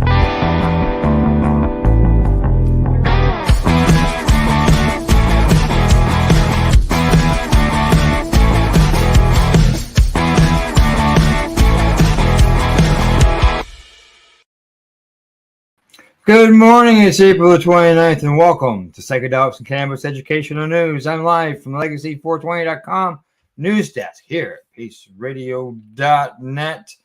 How is everyone doing today? Just so you know, Cindy's got called into work, so I'm going alone.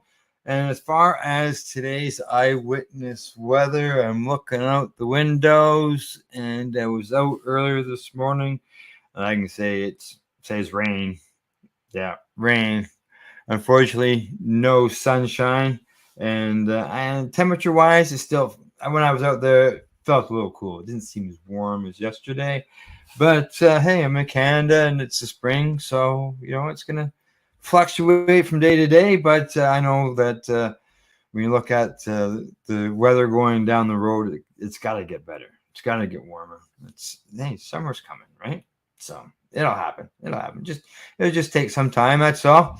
All right. To get started on what do we got here? 9 news stories today that I'm going to cover. So let's get the first one going. This one comes to us from Business of Cannabis, and headline on there says Safer Banking Act faces last minute opposition. Wow. What can I say? I think almost every broadcast, or every other broadcast, this comes up, and it's just ridiculous. They've got to get this thing passed, and here we are, last minute opposition. Let's see what's going on. Hopes that the highly anticipated Safer Banking Act could be attached to a must-pass bill were scrubbed last week amid pushback right at the finish line. Last week, reports emerged that the Safer Banking Act, which would enable cannabis businesses to access banking and financial services, could be packed with wider legislation likely to be passed.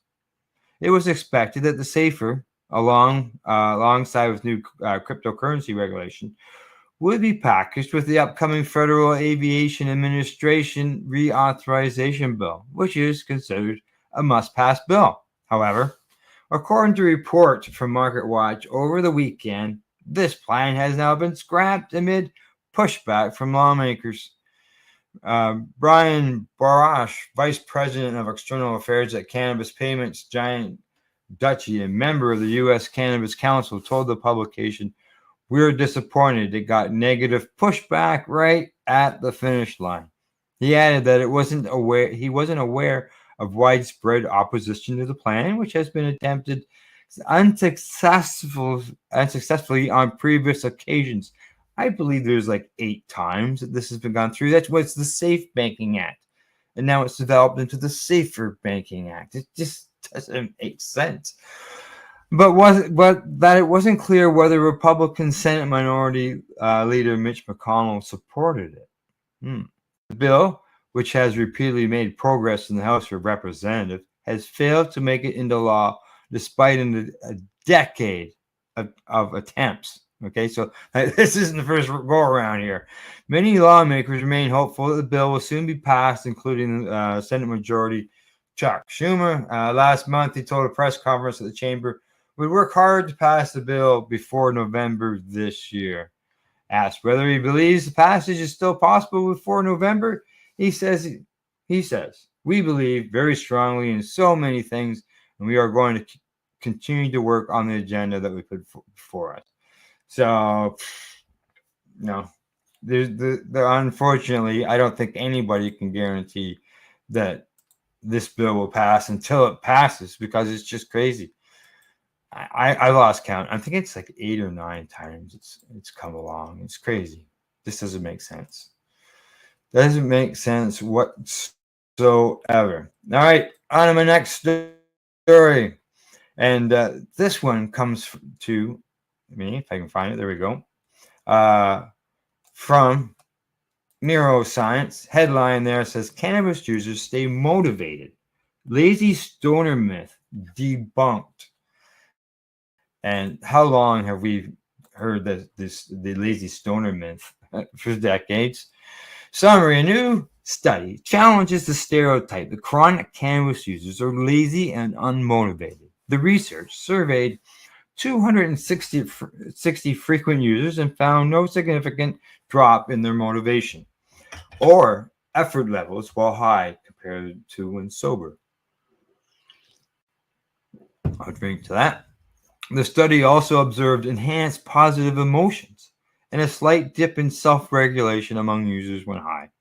This nuanced approach aims to provide a more balanced view of the effects of regular cannabis use on daily life. 3 key facts, they said. No impact on motivation. Chronic cannabis users showed the same willingness to exert efforts on tasks while high as when they were not. Emotional and self-regulation effects. While cannabis use boosted positive emotions like awe and gratitude, it also led to decreased self-regulation, making users more impulsive and less orderly. No weed hangover. The research found no evidence of a decline in emotional or motivational function the day after cannabis use, debunking the idea of a weed hangover. Now, this was done through the University of Toronto, just for anybody who's wondering where this came from, but yeah. The study published by the journal Social, Psychological, and Personal Science surveyed chronic cannabis users to see what effect getting high has on their everyday lives. There's a stereotype that chronic cannabis users are somehow lazy or unproductive, says Michael Itzlich, a professor of the Department of Psychology at the University of Toronto, Scarborough, who led the study.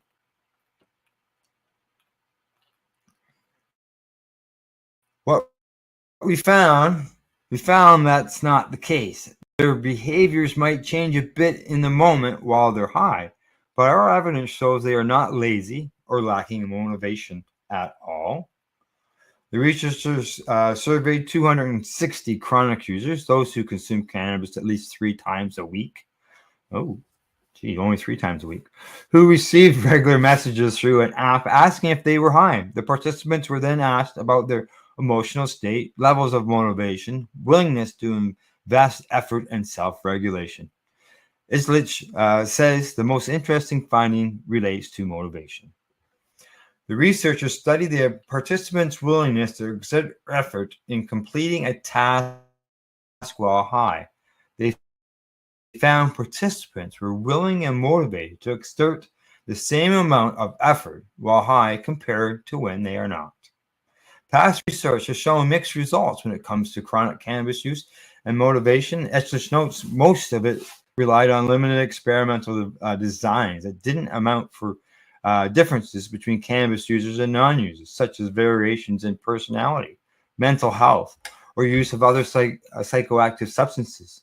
He says this study instead looked at chronic cannabis use while participants were actively high, while also accounting for these pre-existing differences. The researchers found that getting high did not lead to lower levels of self-regulation, which is an important trait for being able to accomplish tasks. They found that when chronic users are high, it does impact certain behaviors linked to self-regulation, such as being more impulsive, less thoughtful, and less orderly. These things can detract someone from getting stuff done, but we didn't find it made them less hardworking, responsible, or able to focus, says Illich.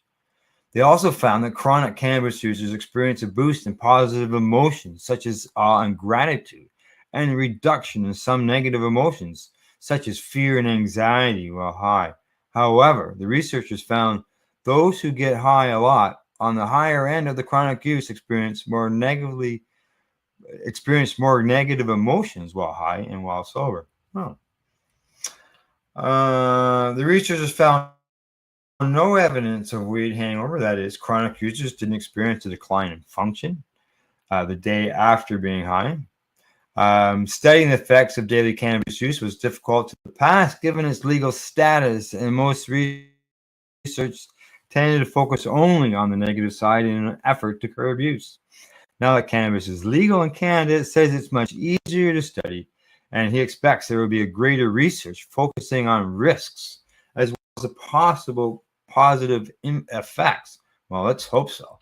The cannabis literature historically tended to focus a lot on the negative medical consequences of chronic use, says Islich, who runs the Work and Play Lab, which does research on self-control, motivation, and empathy, as well as social media, digital device, and recreational cannabis. Part of the motivation for this study is to take a neutral, clear-eyed approach to see how cannabis affects cannabis users in their everyday lives. Illich says the study isn't an endorsement of cannabis use, adding there is plenty of research highlighting the risk of the heavy use. Rather, he points to Statistics Canada, showing that nearly 1 in 10 adult Canadians are regular cannabis users, and they come from all walks of life. Cannabis is also the fourth most used recreational substance after caffeine, alcohol, and tobacco. But despite its increased legal and social acceptance, relatively little is known about the everyday experience of regular users. Our data suggests that you can be hardworking, motivated, and a chronic cannabis user at the same time. There you go. And this study was funded by the Council of Canada. Let's see, Social Sciences and Humanities Research from the Council of Canada. So there you go. People that just because you smoke cannabis does not mean you're lazy, unmotivated, as that research has shown. So it's just, maybe that's what people took that as that's what they saw on TV, instead of finding out for themselves what's going on when people smoke cannabis, because it doesn't always mean you're lazy. I can tell you that much. I know that for sure. All right, on to the next story. This comes to me from StratCan. Headline there says the OCS published its social impact report. The Ontario Cannabis Store social responsibility strategy has distributed and invested over $750,000 and provided more than 24 equity and access grants in its first 3 years of operation.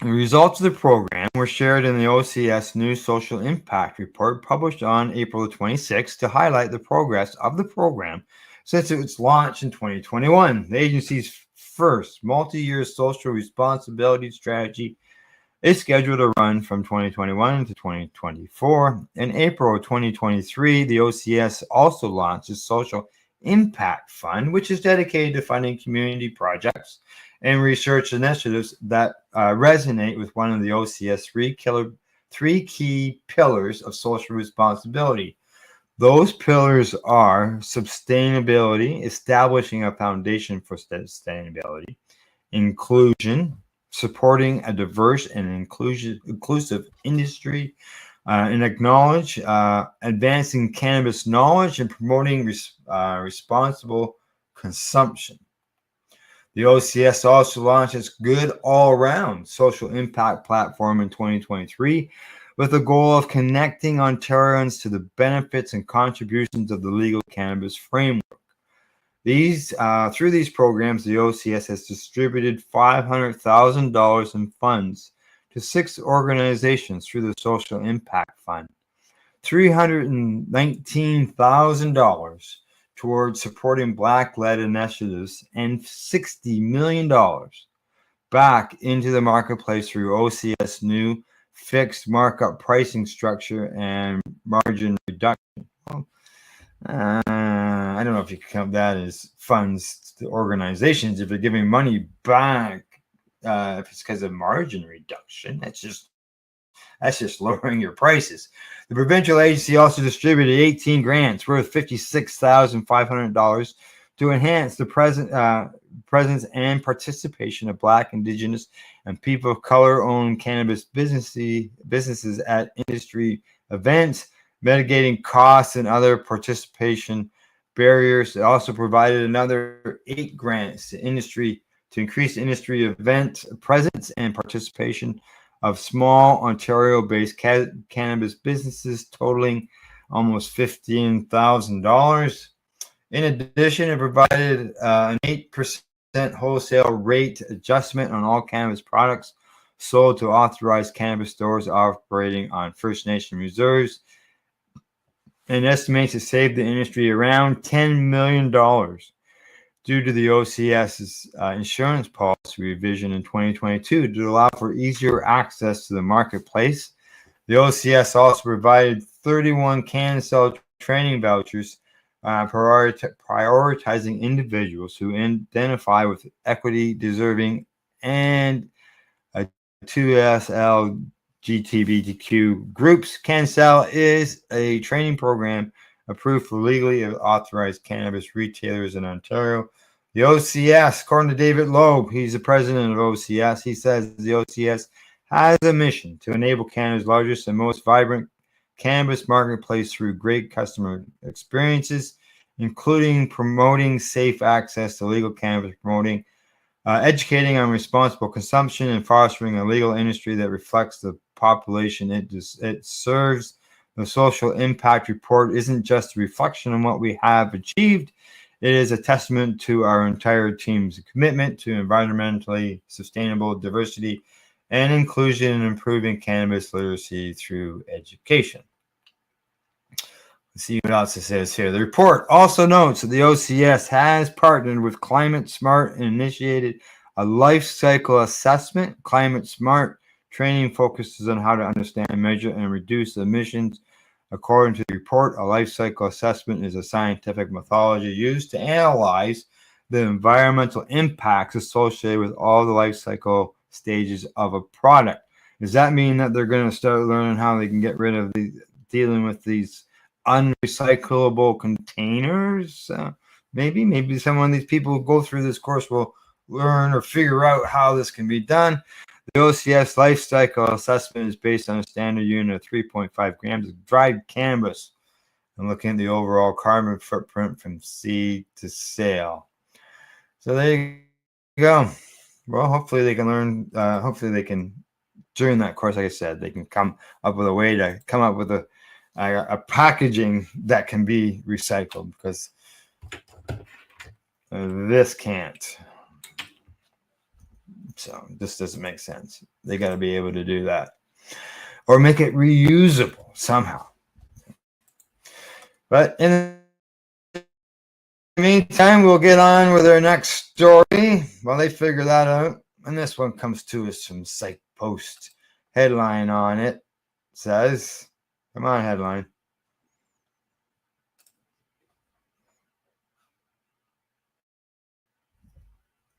There we go. No, didn't want to start. There we go. Come on. There we are. Oh, one of those mornings, things just don't. Gremlins, there we are. There we are. Psych post psilocybin for chronic pain. Preliminary research sheds light on psychedelics potential. All right. Another pain way of dealing with pain. Scientists have recently discovered that psilocybin, the active ingredient in magic mushrooms, can significantly reduce chronic pain in rats. The pain relief was related to pain from touch, but not pain. Psychedelic drugs have recently gained attention for their potential to treat various psychiatric disorders. Psilocybin, in particular, has been the subject of research for its therapeutic effects on treatment-resistant depression, as well as alcohol and tobacco use. Led by Nicholas Coleman, researchers from the University of Michigan set out to explore the possibility of psilocybin as a treatment for chronic pain, an area that had not been systematically studied before, despite the growing evidence for it. The team utilized a rat model where chronic pain was induced using intravenous injections, which is a compound known to cause long-lasting pain sensitivity. In this study, two types of pain responses were analyzed. Mechanical hypersensitivity, which is increased sensitivity to pain from physical touch that wouldn't normally be painful, was measured in the rats using a device known as the von Frey filaments. These tools contained thin, flexible hairs of different thicknesses that were pressed against the rat's paws until they were bent. Thermal hyperageusia, also measured, which occurs when intense pain is experienced from warm temperatures that would not usually be painful. This pain response was determined by measuring how quickly the rats withdrew their paw after being placed on a hot surface, 126 degrees Fahrenheit, if you're wondering how hot it was. Coleman and colleagues then administered different doses of psilocybin to the rats and then observed the effects on pain sensitivity. 13 rats were provided saline solution. 14 rats were given low psilocybin dose of 1 milligram per kilogram, and 12 rats were provided a high psilocybin dose of 10 milligrams per kilogram. Pain responses to the touch and heat stimuli were measured a few hours after formalin infusion, every second day during the first week, and then weekly over the next 3 weeks. The study found that both the low and high doses of psilocybin significantly reduced mechanical hypersensitivity for all testing days, up to 28 days. However, it had a limited effect on thermal hyperalgesia. The low dose often only reduced pain on days 3, 5, and 21, and the high dose also briefly reduced pain on the day of administration on day 5. Coleman's team concluded psilocybin could act via neuroplastic effects produced by psychedelics. Psilocybin-induced inhalation medical hypersensitivity outlasted the half-life of psilocybin, which suggests a centrally medicated mechanism of action. The team utilized, I bounced back a little bit there. Yeah, we're into one of those websites where things are back and bouncing around. Okay, answer this crypto. In other words, the pain relief lasted. This must be the last paragraph. Yeah, I'll just deal with this. Come on. One more. It says, in other words, the pain lasted much longer than the time psilocybin stays in the body. The substance itself only lasts for about 2 hours. This long-lasting effect implies that psilocybin is working through a central mechanism of the brain, not just at the local site of pain. The researchers noted that this finding holds significance because many chronic pain conditions are believed to be due to changes in the brain and spinal cord, and psilocybin may help rewire certain brain circuits involved in pain, providing relief that goes beyond temporary effects of traditional pain medication. While the study presents promising results, it also acknowledges limitations. The model used represents pain from chemical inflammation, which may not cover all types of chronic pain. Additionally, the study was not designed to compare the effects of psilocybin between male and female rats conclusively. The study intravenous psilocybin and its okay, that's just telling you where it is. So there you go. Taking some magic mushrooms to deal with pain. It's another option. If people can find relief without having to take opiates, then why not? Because we've seen the damage that can happen with opiates. And, as a person who uses cannabis instead of opiates, I would suggest that others give cannabis a try before they take the opiate route. I know that's what I did. And there was benefits there for me because the only time I ever had opiate drugs is while I'm in the hospital. All right, on to the next story. This one comes to me from the Fresh Toast, and the headline on it says, "Which cities consume the most marijuana?" Well, what do you think?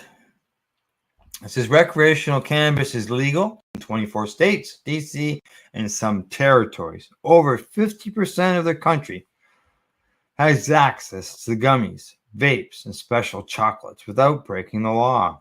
38 states have medical cannabis, which the American Medical Association and the federal departments of Health and Human Services and the Food and Drug Administration have stated science is clear it has medical benefits. So, which cities consume the most cannabis? Making use of this voter privilege, California remains the golden state for consumers, with 94 cities scoring in the top half of the ranking. 6 were finished in the top 10. 6 of the top 10 from California. The company Lawn Starter decided to find out which city consumes the most. The study compared nearly 300 of the biggest U.S. cities, and which were recreational cannabis use is legal, based on 6 categories. They consider legality, access to dispensaries, weed delivery services, and more among 17 total metrics. It is no surprise that the OG of the movement and the ranking number is Los Angeles.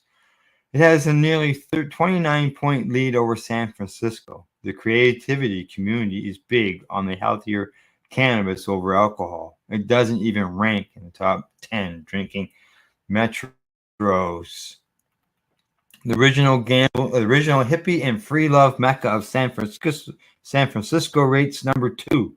Las Vegas, also known as Sin City for the gambling and drinking, over-the-top shows, and more, is number 3. Vegas is home to one of the largest dispensaries in the country and will soon have Cannabitions, a major elevated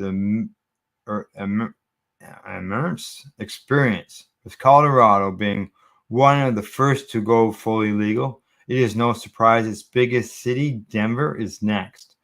While common sense says New York should be number 1, the chaos the state rollout has cost the state millions in revenue.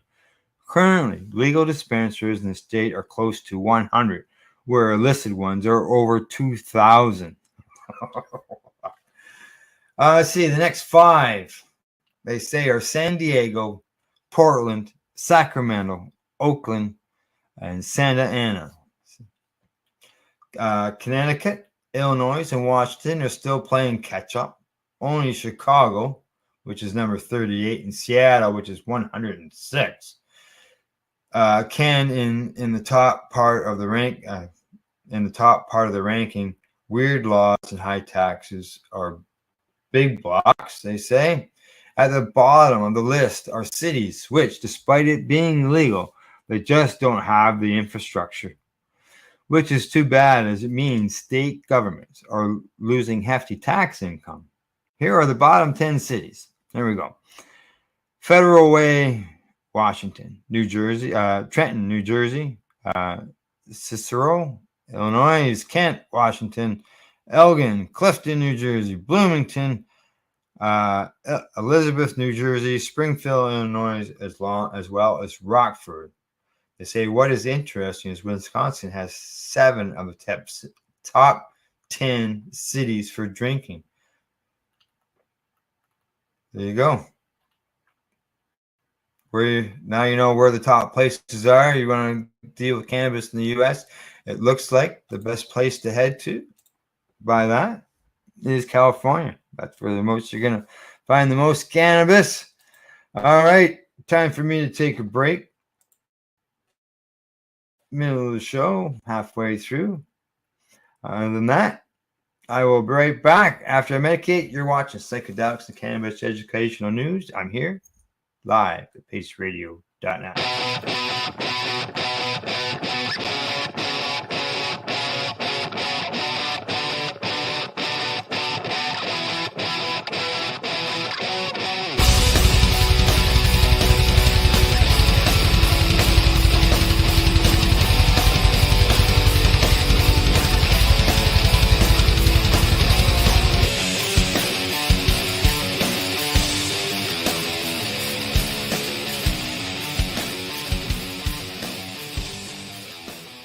You're listening to the Pace Radio Network here at paceradio.net. Camelford Lifestyle Shop, open Monday to Friday from 10 till 7 p.m. or by chance. Check out our flags, our t-shirts, plus our hats, and look of that supply of rolling papers, plus much more. We've got bongs and your favorite herbal vaporizers.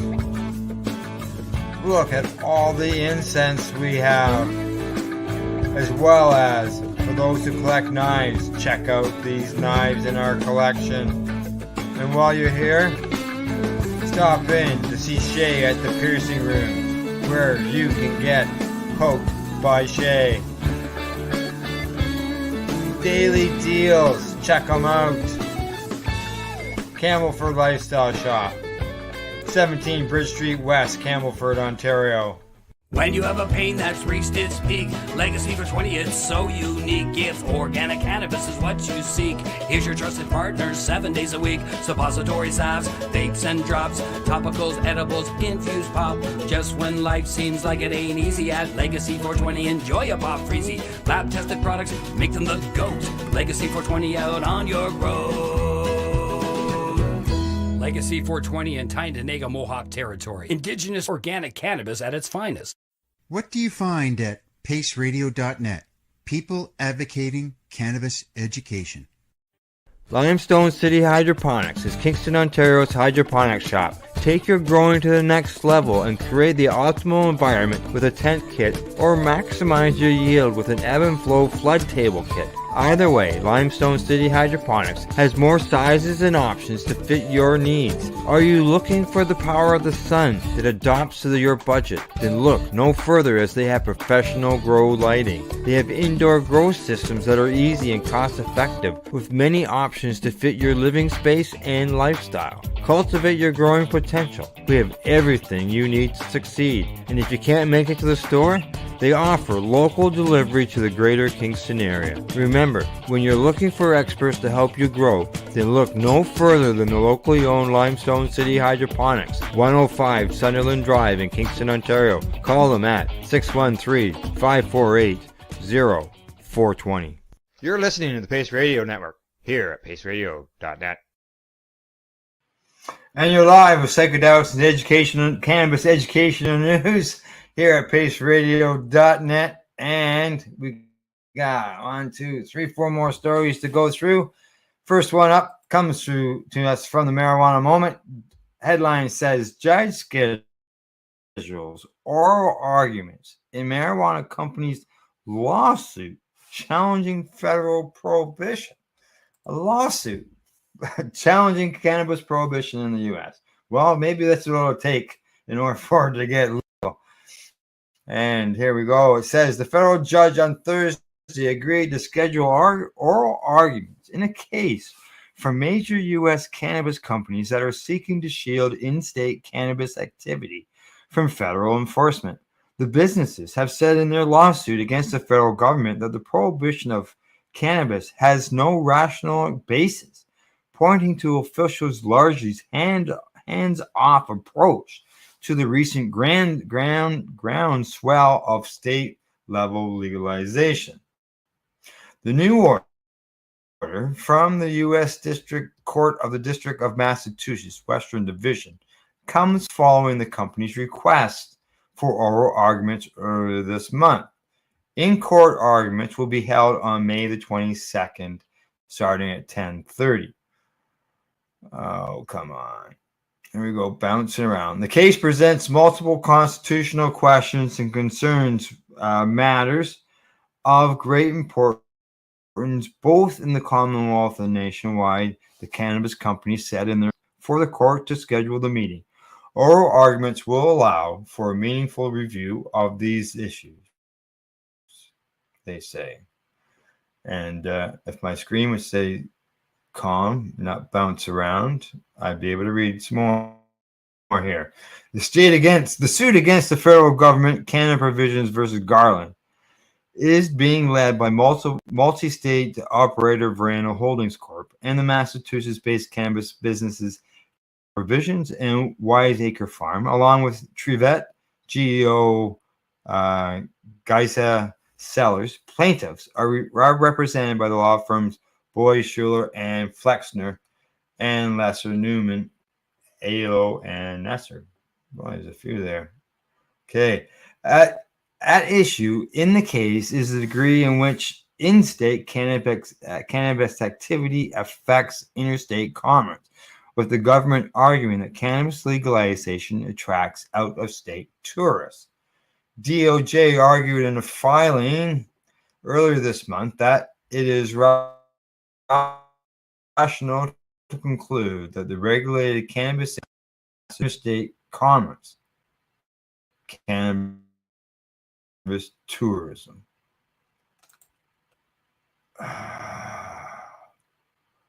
The case is unfolding against the backdrop of a Drug Enforcement Administration review into cannabis scheduling under the CSA. The U.S. Department of Health and Human Services has recommended moving cannabis from Schedule 1 to Schedule 3. And while the Biden administration has maintained that people should not be criminalized over the possession of or use of cannabis, DOJ has continued to fight reform efforts in court, including the current case on broad prohibition, as well as litigation challenging the ban of cannabis consumers' gun rights. Yeah, you don't if you're all for cannabis, you don't be fighting against it, right? Makes sense to me. There we go. End of the story. Bounced around a bit, but unfortunately, that's going to happen with some of these locations. All the pop-up ads and everything that's going on. All right, on to the next one. This story here, it comes to me from MJ Biz Daily. Headline on it says, Canada's cannabis sales rise 1.7% in February year over year. So we're consuming more cannabis by the looks of it. Canadian cannabis sales in regulated channels inched higher in February 2024 compared to the same month last year, boosted slightly by the extra day for leap year, according to the latest data from Statistics Canada. Consumers purchased $376 million of recreational cannabis that month, the highest February figure on record since Canada legalized cannabis in 2018. And don't forget, this is only from the legal stores. Previous sales in February were $262 million in 2021, $324 million in 2022, and $370 million in 2023. The province of Alberta saw the biggest gain, followed by Nova Scotia and Quebec. Two of the largest provinces by trade, Ontario and BC, saw the year-to-year sales decline this February. So the smaller provinces are making up for the sales by the looks of it. There's a chart right there. Let's see, Alberta, they say they're up by 11%. Manitoba, 17%. Look at that, Nova Scotia. They say that there, 49% is a plus. So there you go. Statistic Canada did not report sales of the Northwest Territories or Nunavut. Cannabis sales are up across the country, they say. All righty. On to our next story. Comes another bouncer, folks. This one's coming to us from the Marijuana Moment. And the headline on it says, Missouri lawmakers strip $10 million in psilocybin research funding from budget bill. Don't, they also, there's not enough research on stuff. There's not enough research. Well, when they're taking out money, no wonder there's no research.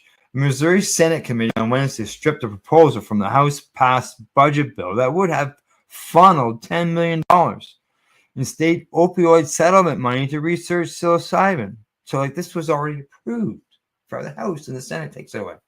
An earlier version of the Republican-led proposal would have instead put the money towards the study of ibogaine as a treatment for opioid use disorder, but a House floor amendment earlier this month switched the focus to psilocybin. At the latest changes in the Senate Appropriation Committee, the budget would allocate no money to psychedelic research of any kind.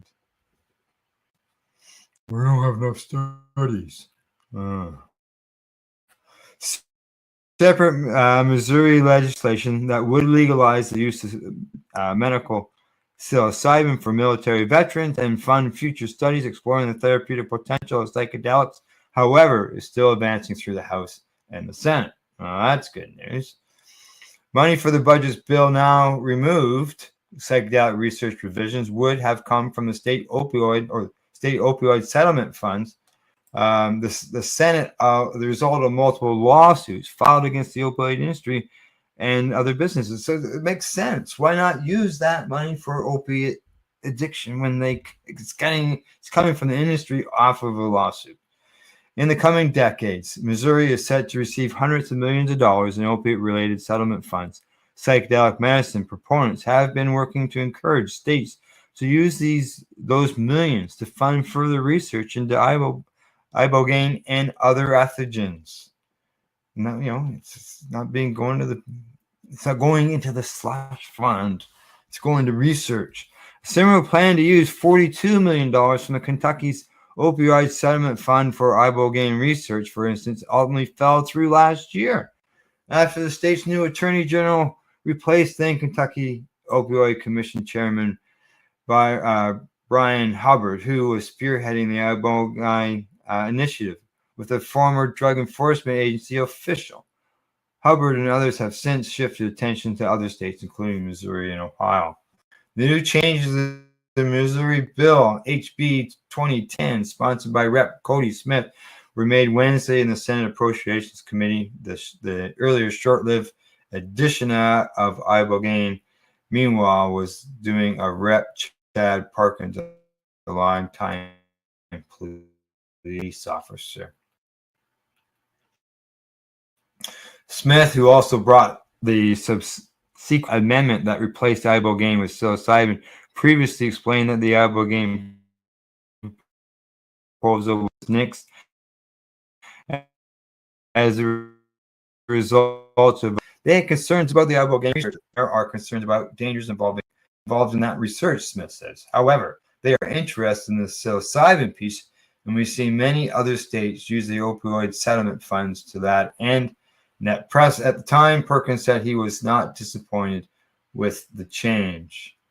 I believe that bringing more exposure to the benefits of psychedelic has been an auxiliary effect of the pursuit of the budget item. This issue will hopefully raise the profile of psychedelics and provide a foundation on which we can base future decisions. But if the Senate removes it, it wasn't immediately clear why the psilocybin provision was taken out by the Senate committee, as it did not discuss the changes in detail. Neither Smith nor Perkins responded immediately to emails about the removal of the psilocybin provisions by the Senate panel. Oh, we just don't want it there, so we're just going to take it out, it's just, yeah. You work together. Just don't just throw it away, people. It just doesn't make sense. All right, last story of the day. Now, this one I haven't read yet, but I did read the headline. And as a person who smokes joints, I smoke obviously with papers, and so this headline grabbed me, and let's see what it says.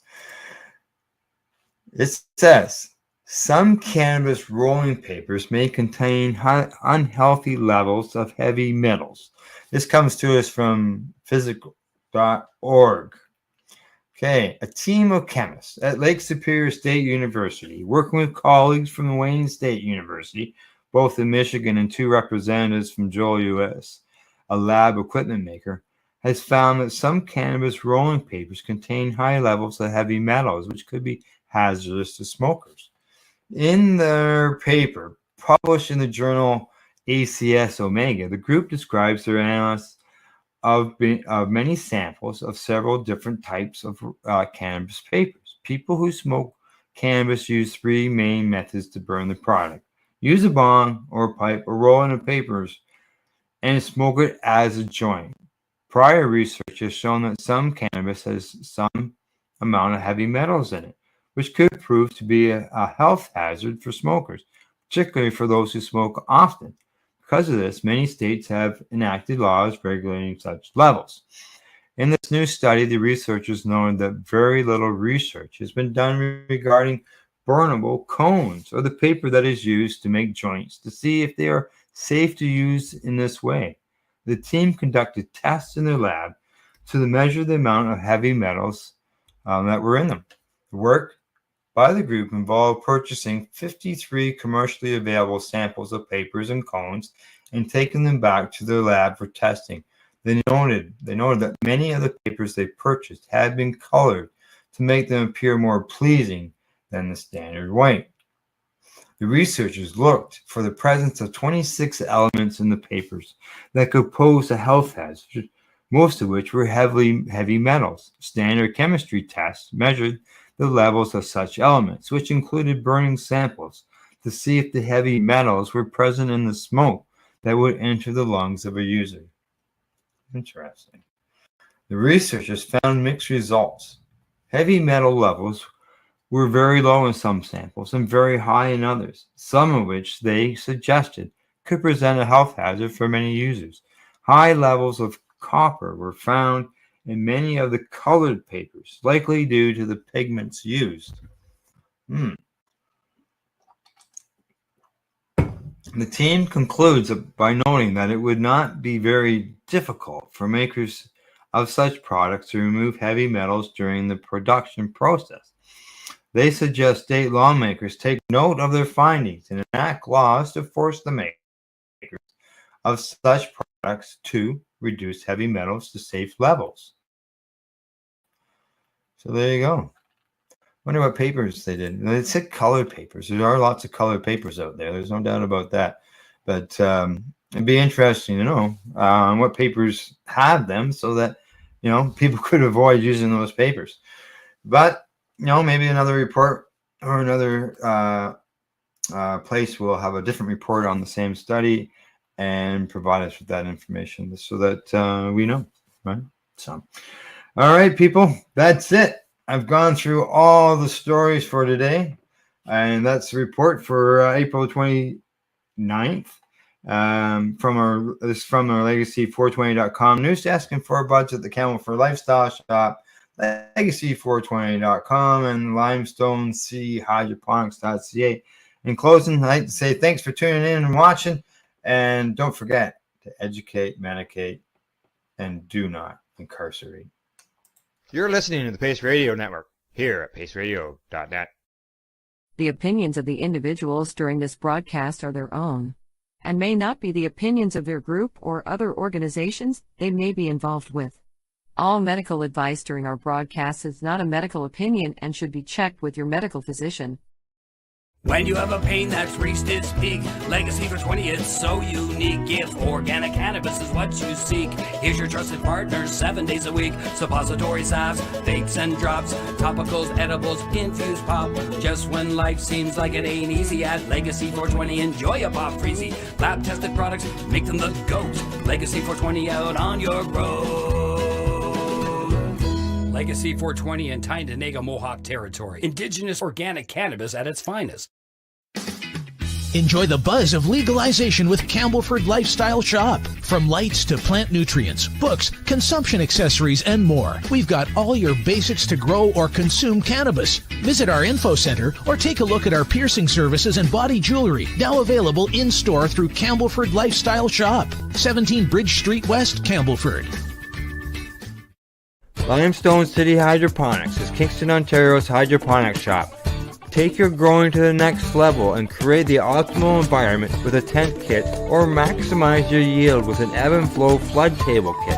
Either way, Limestone City Hydroponics has more sizes and options to fit your needs.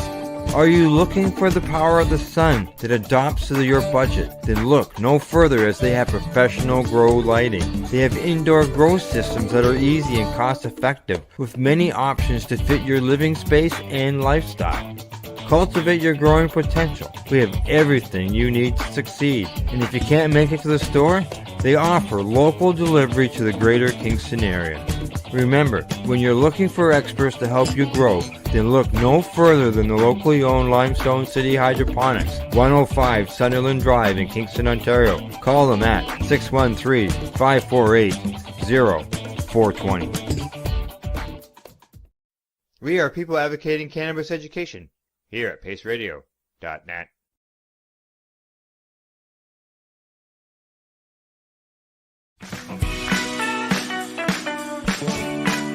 Hi, I'm Timmy. And I'm Mary Jane. He's the newbie. She's the doobie, and this is the show where we toke cannabis. Talk. From both sides. Is that even possible?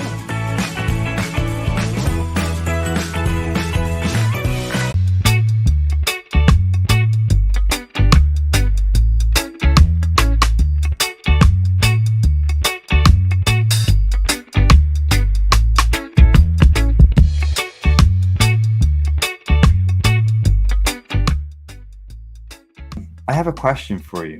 When it comes to the global marijuana march, which is happening on May the 4th, why would you march?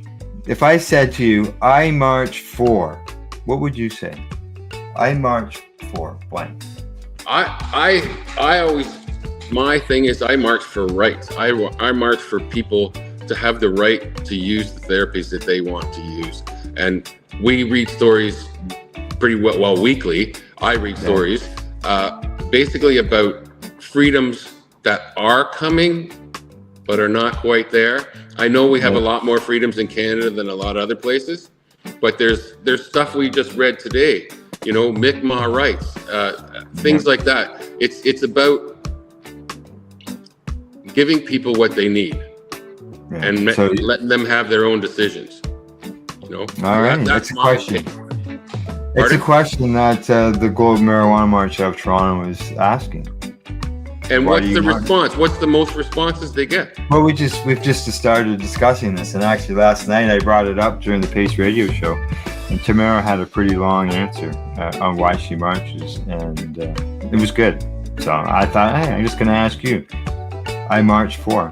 You know, some people might say I march for change. Some people might say I march for cannabis law reform. So I think change and law reform are the same thing. I think patient access is a huge thing to access it at a reasonable price. You know, you are dealing with the government like a liquor store. That's what they treat it like, right? And it's not the same thing.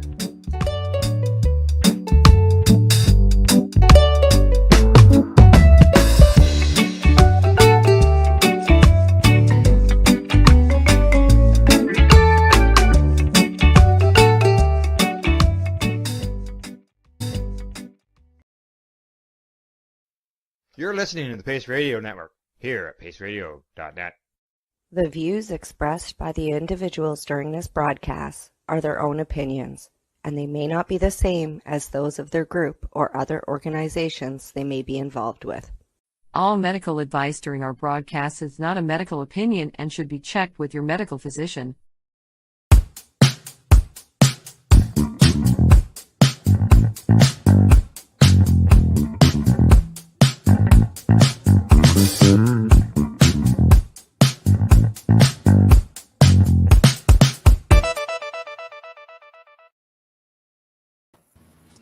Hello and welcome to the Mushy Moment with myself and my awesome co-host, Reverend Cindy.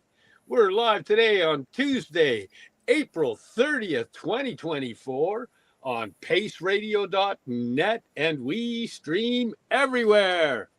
How you doing, Cindy? I'm doing good. I need to make a little announcement that I forgot to tell you. StreamYard is having an issue streaming directly to groups. So for our group, The Mushy Moment, and then for Steve's group, the Microdosing group, we are not streaming directly. I have shared us into those groups. But if you would like to make a comment that we are going to see immediately, please click the link over to the Pace Radio Network page, and there you can comment directly, and we'll see it in the comments as they happen. It's a StreamYard, Facebook, whatever. Hopefully it'll get fixed. Yeah. I got an announcement to make that I didn't tell you about, too. I just want to say congratulations to Al Graham and Gail of the owners of paceradio.net on the birth of their new granddaughter, Kylie. Yeah, the pictures are beautiful. Yeah, it doesn't look like, most baby pictures are, short little fat bald alien, but this one's actually cute. Yeah, she's adorable. Oh, I just realized that came out of my mouth live. I don't know.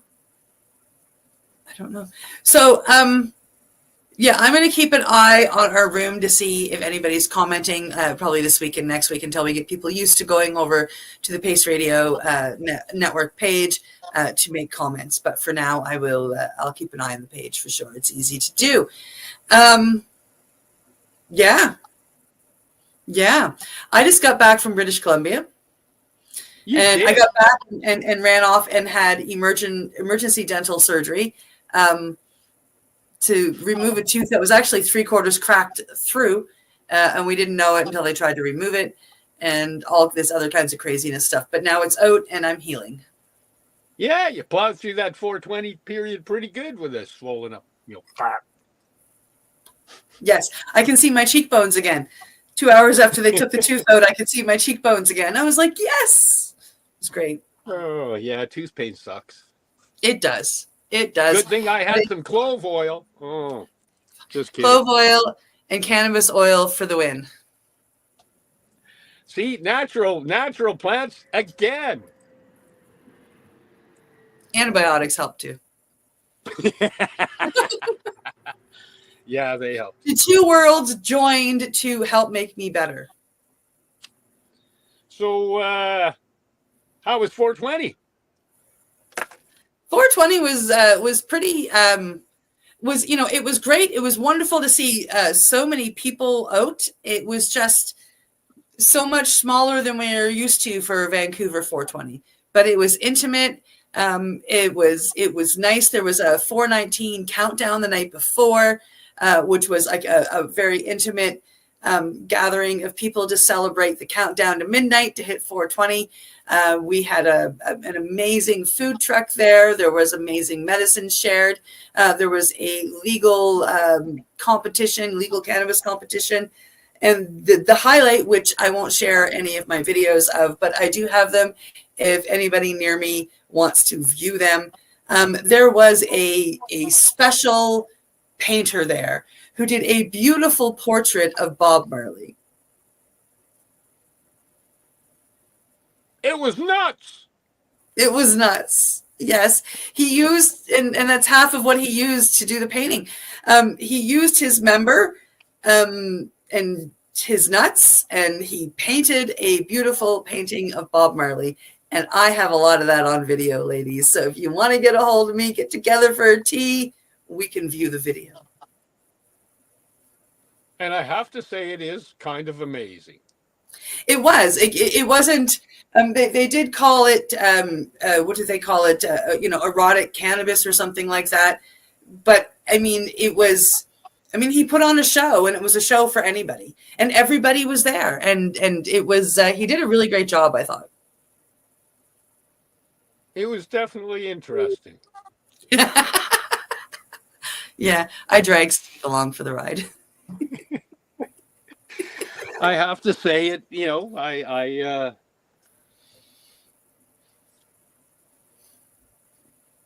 was interesting. That's what I got. Like, you can't deny. You go, oh, that's Bob Marley, and it's a good painting. Wow, he did that with his wang and his nuts. Wow. Yeah. Yeah. You know, He I was just go to the dancing point around. of, I go to the place of, how did he come up with the idea? Because an idea like that would just be, you know what I'm going to do? Like, can you imagine sitting there telling your buddies, hey, I got an idea. Hey, Bob, you're a great painter. You need to come up with a unique way so you can showcase your talent. Oh, I'll just use my wang and my nuts. Mom, guess what? I got a new gig. He did self-portraits too. Yeah, but how come everybody looked like a dick in it? Oh, sorry. There's too many bad jokes that come out in that area. Let's wander off from there. But it was definitely interesting. It was entertaining, and it was amazing. Actually, who thought that it was amazing that paintbrush could do such a good job? But a few days later, Steve said, she took me to this erotic show. I had to watch Buddy do that. I'm going to take her for a walk. Well, come on. John said, hey, I've got some great places you can go touristing in. And then John had left Steve in charge. He couldn't go, but he gave me a list of places to go. So, the first place we went was the Lynn Valley Suspension Bridge, the Lynn Canyon Park. And it's very beautiful. And we went into the would that be a little museum thing they had there? Well, we did. We went into the Lynn Canyon. It would have been just around the Lynn Canyon Cafe. So there was a cafe, and there was a little gift shop and a little, thing to look around. Yeah, kind of a museum-y type little area. Very small, but, very cute. We walked through. And so Steve said, hey, we're here to take a gander from the suspension bridge to the young lady that was working the counter. And so she said, oh, I have a map. Let me show you. And you'll want to kind of go down here, and then it's easier if you go this way because it's less stairs to come up. So I was like, oh, well, that's a good idea. So we went that way. So one way we'll get to it. To the left You'll would have been that Cindy has the map now. When we were heading out on the adventure, to the left would have been where we ended up, and we'll get the part that Steve said we'll get to.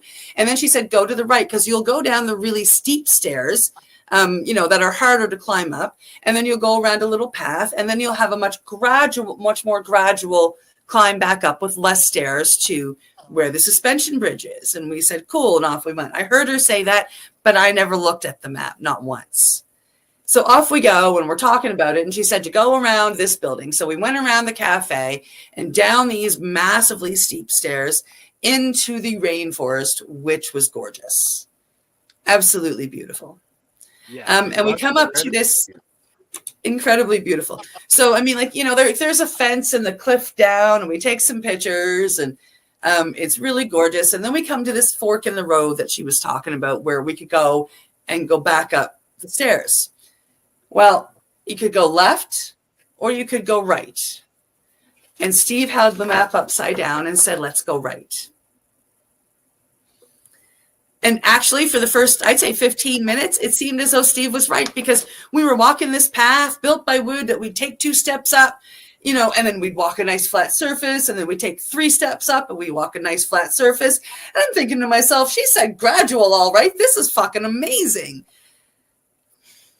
And there was a cool couple of spots where you walk and you see the beautiful pools of water, and it's absolutely. And then there was this labyrinth type setup because there was like 5 steps, and then 5 steps over here, and then 5 steps over here, and then it came back, and so it reminded me of the movie Labyrinth, because you know what I mean.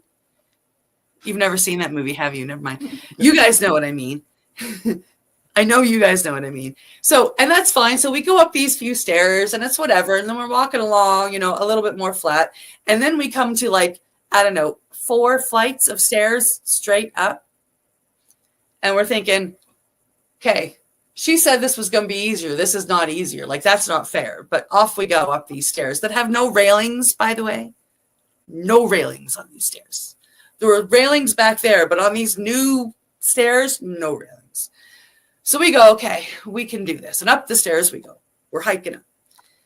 And then we go around the corner and there's 3 or 4 more flights of stairs. And we look at each other. Off we go because, determined bitches we are, off we're going up the stairs. And then we go around the corner and there's 3 or 4 more flights of stairs. And all of a sudden it's not call me a bitch.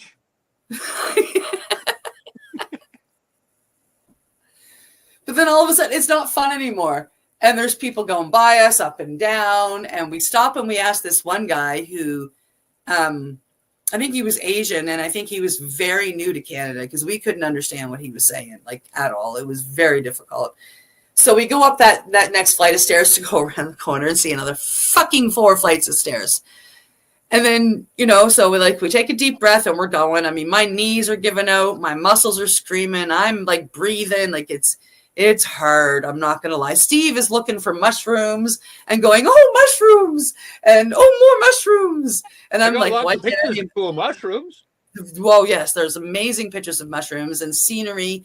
And then so Steve, on the next flight of like 3 flights of stairs, halfway through it, Steve stops another gentleman and says, where are we?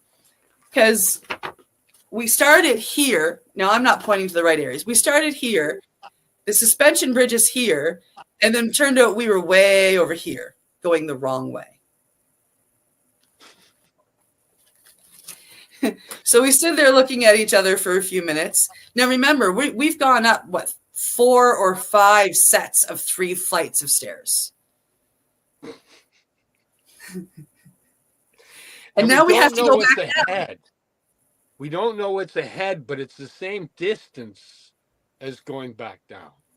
So we know what's down below. Yeah. So we go back down. Go back down. But meanwhile, there's this very athletic, in shape lady who all of a sudden, while we're figuring this out, comes trotting down the stairs. And we're like, what are we going to do? So I think while we were figuring out what we were going to do, she comes trotting back up the stairs. And I still haven't caught my breath yet. So I take a deep breath and we start heading down the stairs. And there she comes down the stairs again. And then, of course, she goes back up the stairs eventually. It was crazy. This lady was I just made me feel about this big, but it was great. So we get back down to the bottom and we go along the flat. And then we come to the stairs that we were supposed to go up, which, again, weren't anywhere near as steep as the other 2 areas that we just did. But after doing 5,000 steps, they look like they were like this. So a couple of deep breaths and off we go up the stairs. So we get up the stairs and we get to the suspension bridge. And I've got a picture to share. Oh, that's wrong. No, remove.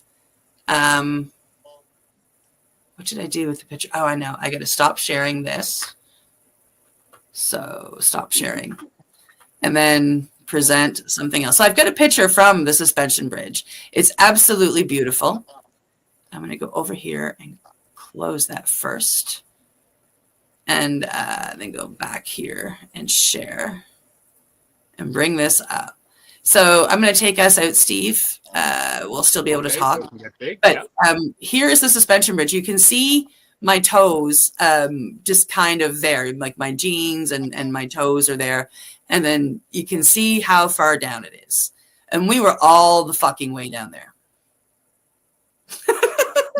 That's where we were. And then we climbed back up, and it was absolutely gorgeous. I'm not going to, it was spectacular. Like the pain in the knees and the dislocated hip and the muscles screaming at me and the lungs screaming at me are fading. And as I go through the pictures, I remember what I saw. And even though it was completely by accident, man, I got to walk through the rainforest in British Columbia, which was spectacular. But back to the story. So this is off the rainforest. We spent time, actually, I can add this back up and scroll through, taking pictures of each other. See, there's Steve.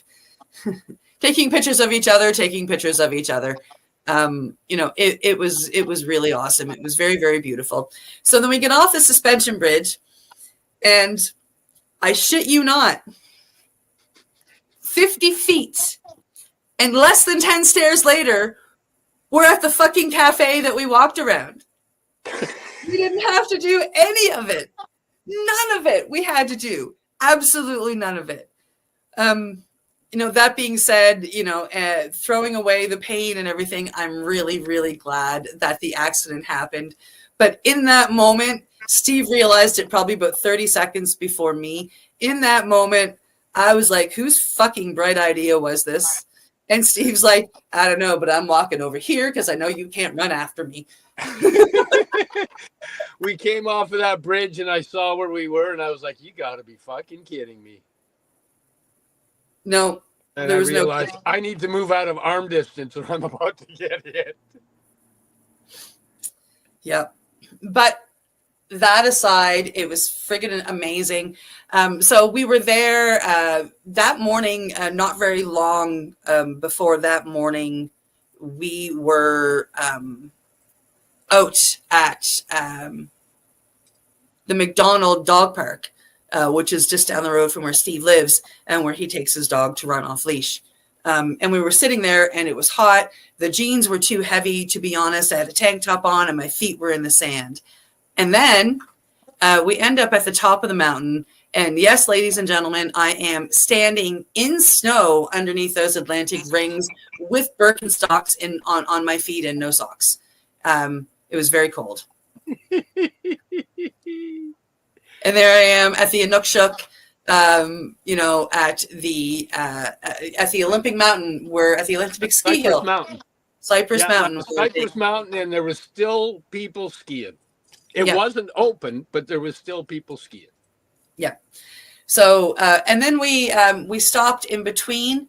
I don't even know if I can find that picture right quick. I want to get to our interview too.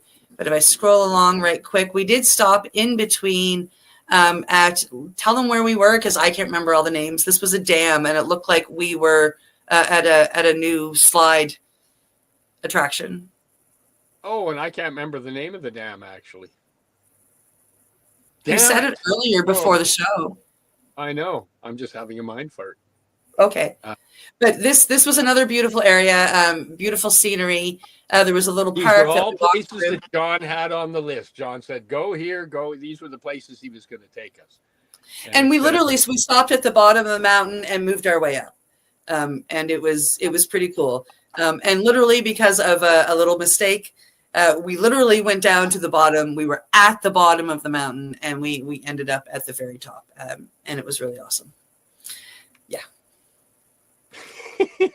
It was an adventure. Adventure, all right. It was great. The pictures are spectacular, both from the 419, 420, and then from our touristing adventure. And then I got to go to the aquarium the next day with another friend, which was just as awesome.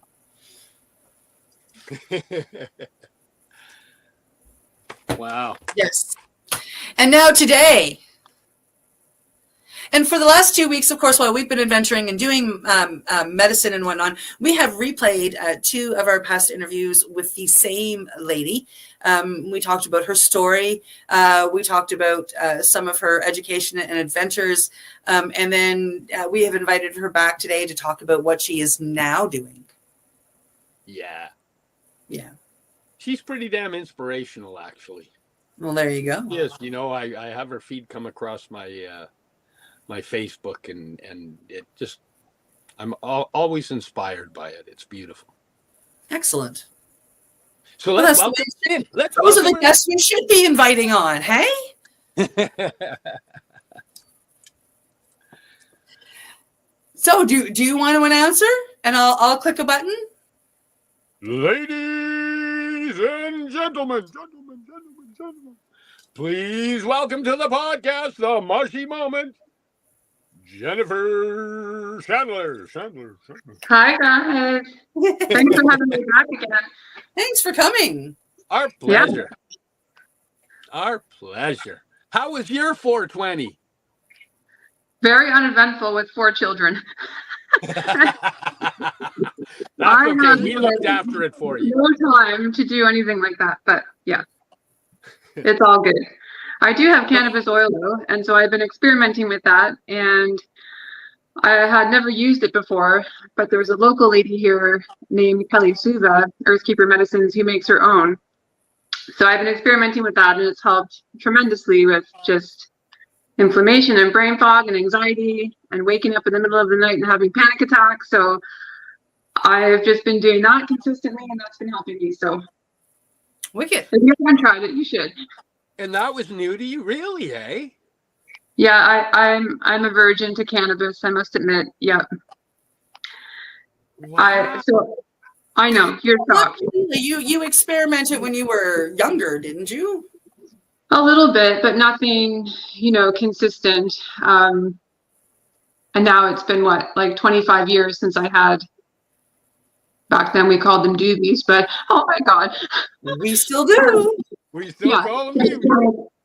Yeah, and it's been 25 years but anxiety is an all-time high. So I was like, I got to do something. And it happened to be something that I started carrying at the store and thought I'd try it because my body is really, really sensitive to a lot of things, even supplements. So I thought this would be best. It's just a tincture and it works really well. So I've been having better sleeps and less panic attacks.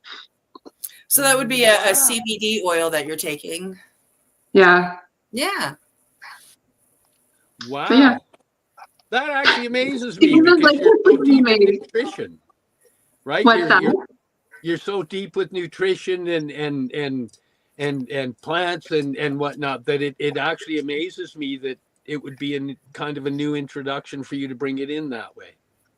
Yeah, I mean, I think I've always kind of just listened to my body about what it needs, and when I go through the forest, I'm very drawn to specific things, and they say, when you're walking through the forest and Mother Nature, the medicines that you need are the ones that stick out to you most. And while that doesn't grow in the wild specifically, it's not one that's ever really called to me.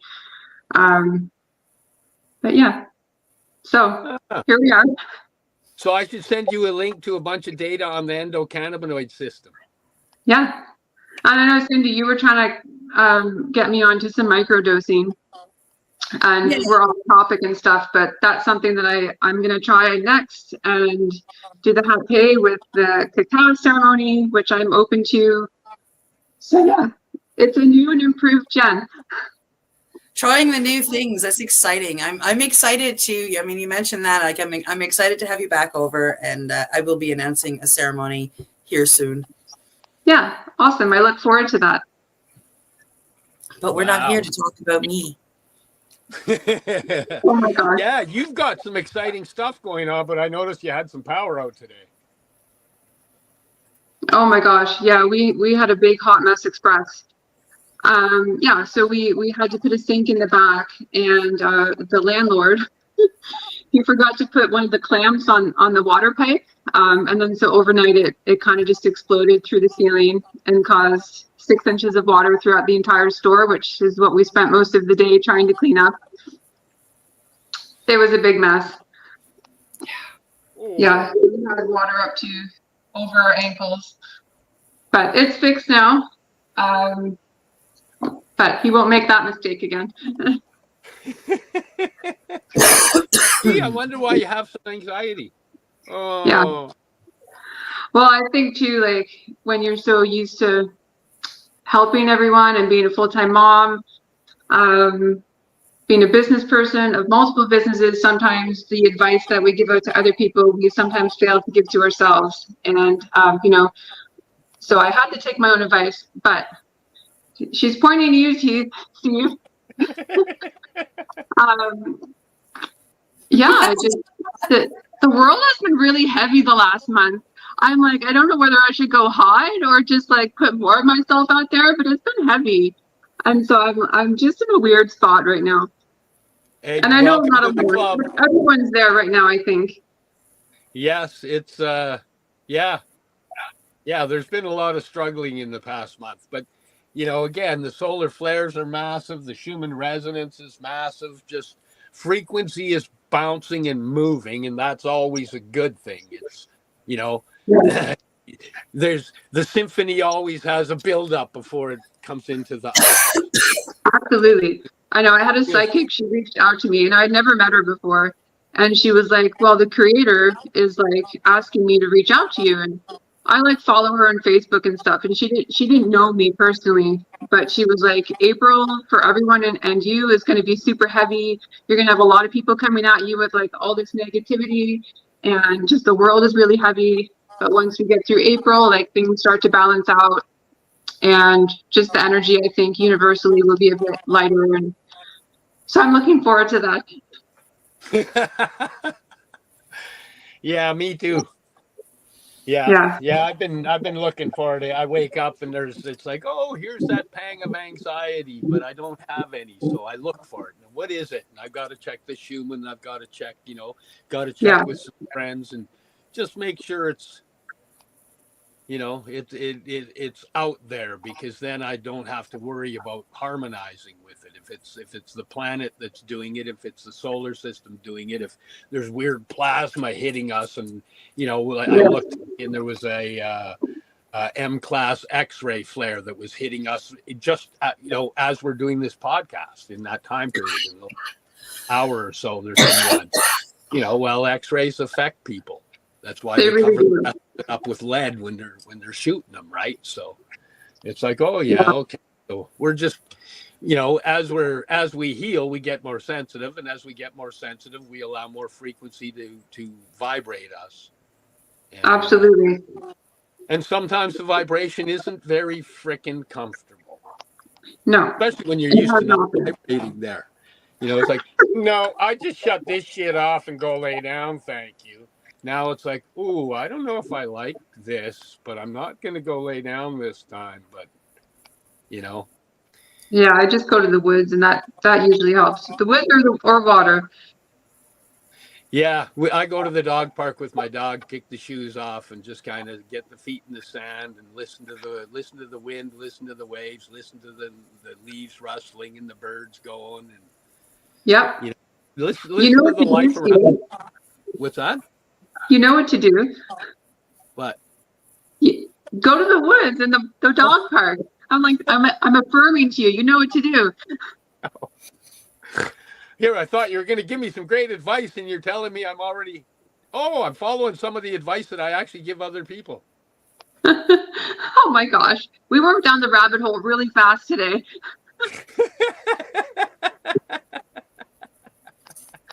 Oh, man. Oh. So tell us about your store. Other than that it got flooded and it's kind of, Tell us about the dream part of your store. Yeah, well, I've had a store before, and I think this was just, it was sort of a surprise because my business partner, Natalie, kind of came out to chat with me out of the blue and said, hey, I have this great idea. Will you partner with me? And of course I said yes. But it's always been one of my goals and my dreams to be able to have my own wellness store and health food shop. So we opened Market on Main literally 2 weeks ago. And so it's basically celebrating and honoring all of our local farmers. And so we carry everything local, chemical free, spray free. We've got everything from fruits and veggies from our local farms here that are organic. We have supplements and health products. We have a zero waste section and a kind of like a bulk refillery, which is really important to me in terms of being zero waste. We have just everything, like we do smoothies and fresh pressed juices, which we know are the lifeline and foundation of health. So having those quick, super important nutrients into our blood system is really important. I also do all my consulting from there, which is nice since I've been working from home the last 2 years with my children, who I love. But it's nice to have some separation. And now I have a physical spot where my clients can come and chat with me and follow up, but also a one-stop shop. Say, hey, you need some vitamin D, and they can get it there. And so it's nice to have that. And we've had really great community support. It's a nice, bright, and open spot. We've worked really hard to, I think, tap into what people in the community are asking for. And yeah, I'm really, really excited. Wow. Oh, and that's the perfect spot for us to take a break, because it's break time. Time to check out our sponsors, pay some bills. You're here with us live on the Mushy Moment on paceradio.net. We stream everywhere, and we'll be right back with our incredible guest, Jennifer Chandler. See you in a minute. You're listening to the Pace Radio Network here at paceradio.net. Cannabis edibles are an effective way to manage pain and other ailments, especially when you deal with your trusted partner, Legacy 420, in Tyendinaga Mohawk territory. You see, we lab test every product on site to ensure proper dosage every time, which is critical when consuming cannabis edibles. All Legacy 420 edibles are made by our classically trained baker and chocolatier, and we also have super tasty vegan options. Our baker has been in the industry for 25 years. She's also a chocolatier. Everything from savory to sweet, your chocolate bars, brownies, butter tarts, you name it, we make it. Talk to our knowledgeable Cannatex about our incredible variety available. Give your trusted partners a call. Legacy 420 out on your road.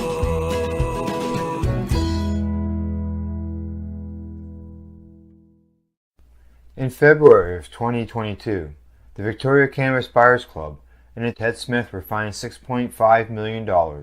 This for helping 8,500 patients with access to medical cannabis. In our interview with Ted, he spoke to us about how people can donate to help in an upcoming court challenge. And here is part of that interview. From what I've seen lately, I believe that you've got something that you're trying to do as far as fundraising to deal with this next court challenge.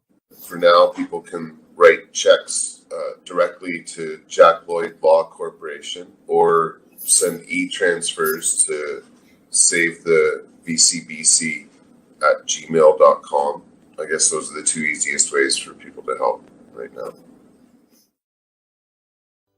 PACE Radio is the People Advocating Cannabis Education Radio Network. Limestone City Hydroponics is Kingston, Ontario's hydroponics shop. Take your growing to the next level and create the optimal environment with a tent kit, or maximize your yield with an ebb and flow flood table kit. Either way, Limestone City Hydroponics has more sizes and options to fit your needs.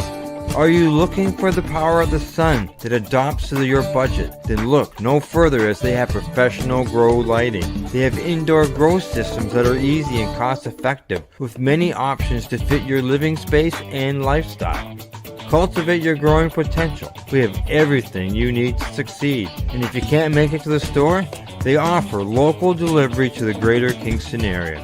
Remember, when you're looking for experts to help you grow, then look no further than the locally owned Limestone City Hydroponics, 105 Sunderland Drive in Kingston, Ontario. Call them at 613-548-0420.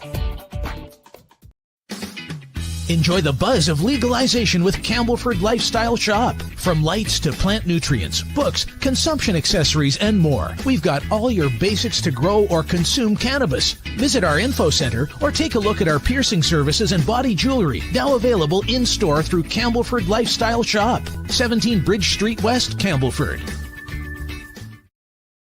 We are people advocating cannabis education here at paceradio.net. Welcome back to the Mushy Moment, streaming live to you here at paceradio.net and everywhere. We're back with our awesome guest, Jennifer Chandler, and my awesome co-host, Rev Cindy. Good thing she didn't see that one, huh?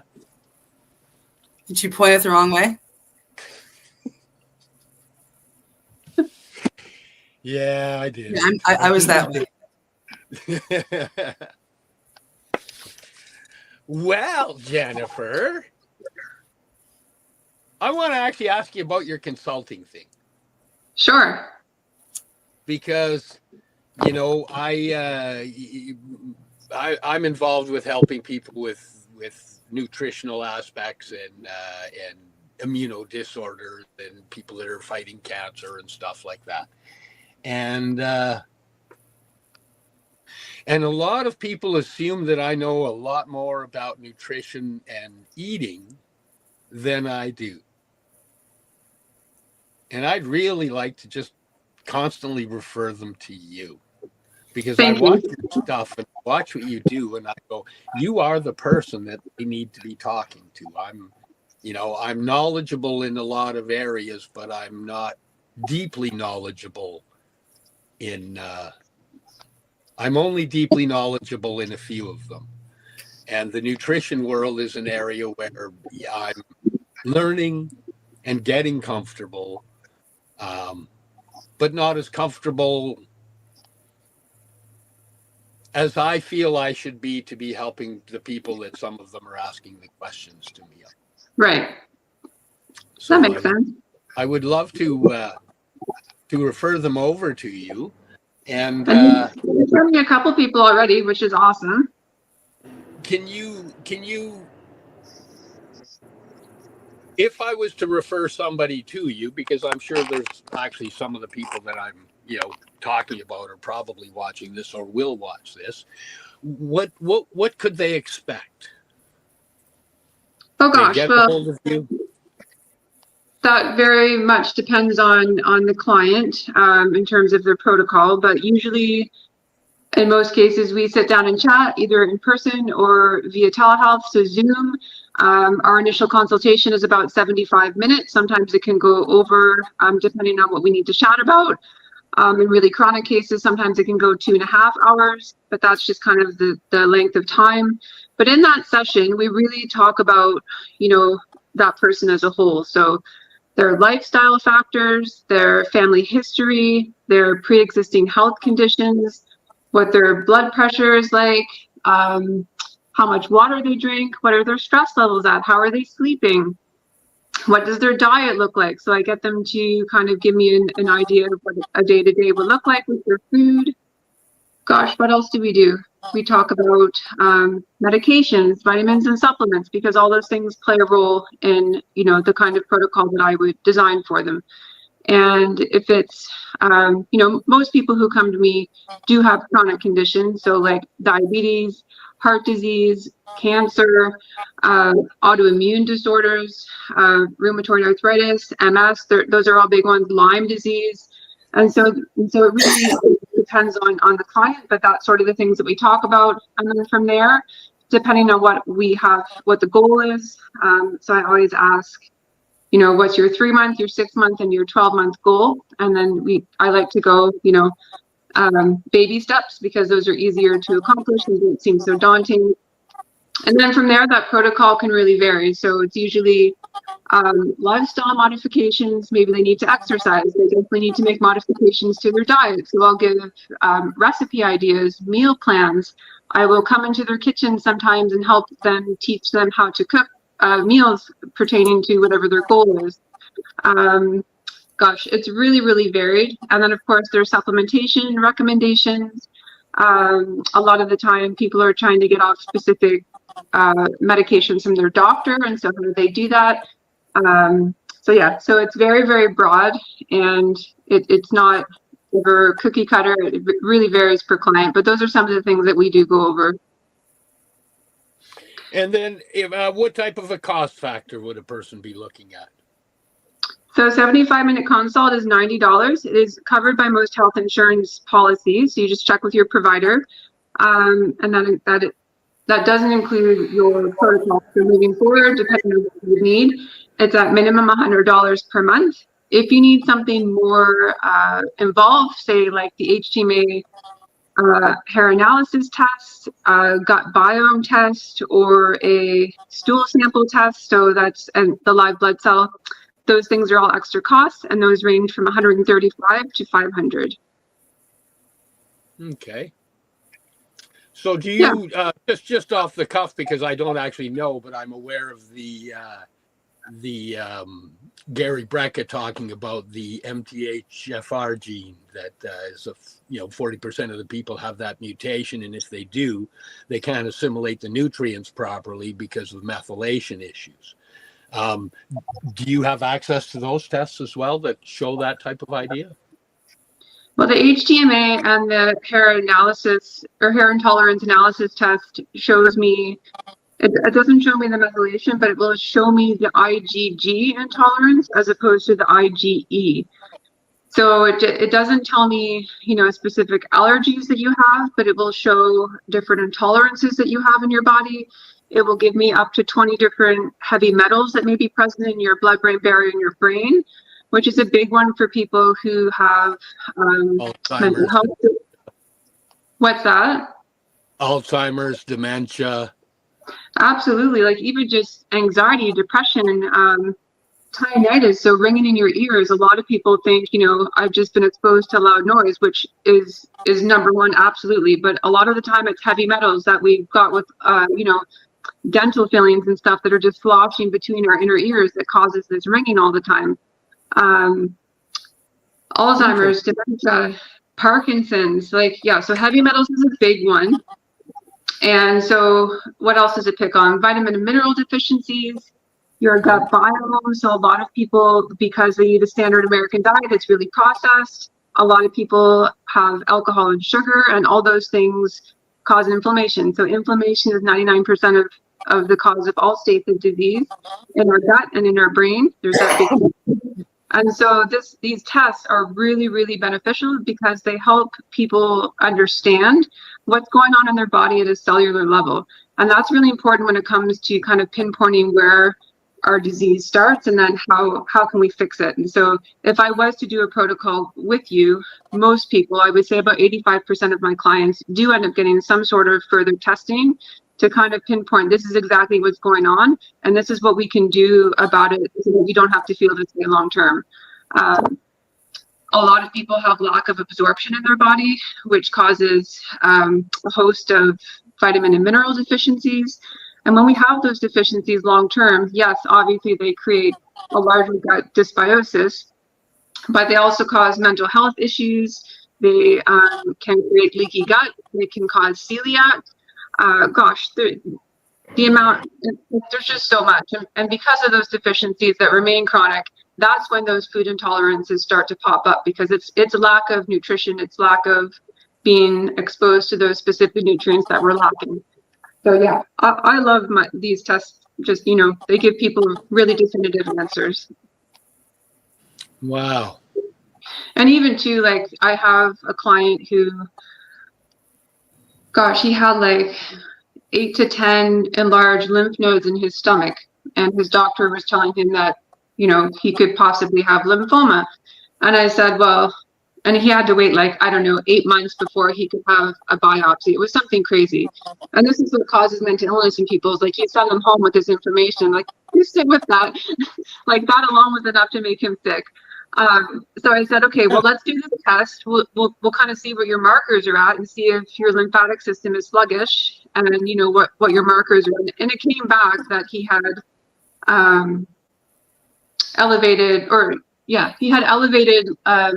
white blood cell count, but it was specifically in his stomach. So I treated him with turkey tail mushrooms and some probiotics. And I kid you not, in 3 weeks, the diameter of the cyst in his stomach had gone from a 10 by 10 to a 2 by 2 in 3 weeks with the turkey tail. And so that's why I really love those tests, is it really can just pinpoint where your lymphatic system, where your liver, or those kinds of things are sluggish. Yeah, it helps a lot of people. Wow. Interesting. Yeah. That's pretty awesome. I love stories like that.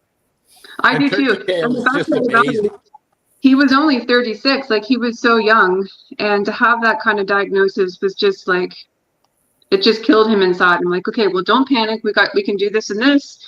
We'll drink more water. We'll keep our diet really alkaline. And this is not just in terms of cancer, but it's with all inflammatory diseases, right? So cancer can't flourish in an alkaline environment. So that starves cancer. So what we did was juicing and turmeric shots. We did the turkey tail. With the hair analysis test and the HTMA, we were able to figure out what vitamin deficiencies he had so that we could treat those. And just by doing that and bringing his iron up and his zinc, his immunity, it really, really helps. So we save lives over here.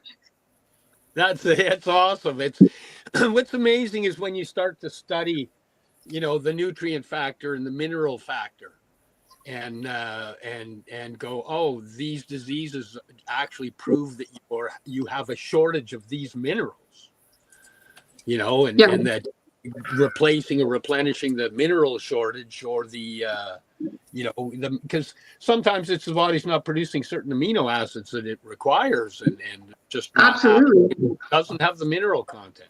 No. And if your body's not producing specific enzymes, like how would you expect your body to break down that food? And yeah, I just love nutrition. A lot of people come to me, not just, on Messenger or whatever, but into the store as well. And they're like, what can I take for this or XYZ? And I really just stop and I'm like, supplements a second. You really need to just stop and look at what you're eating, because that's the foundation. You can change so much of your health and your lifestyle and the trajectory of your life just with food alone. So that's what I promote first, is taking a look at your food and changing that. And then, and so all of our sessions, that's really my focus is food is healing. Let food be thy medicine and medicine be thy food. Yeah. Yeah, there was some old dude that quoted that. Not me, not the old dude quoting it, but I believe his name was Sock Puppet or something like that. It was Hippocrates, Steve. Get with the time.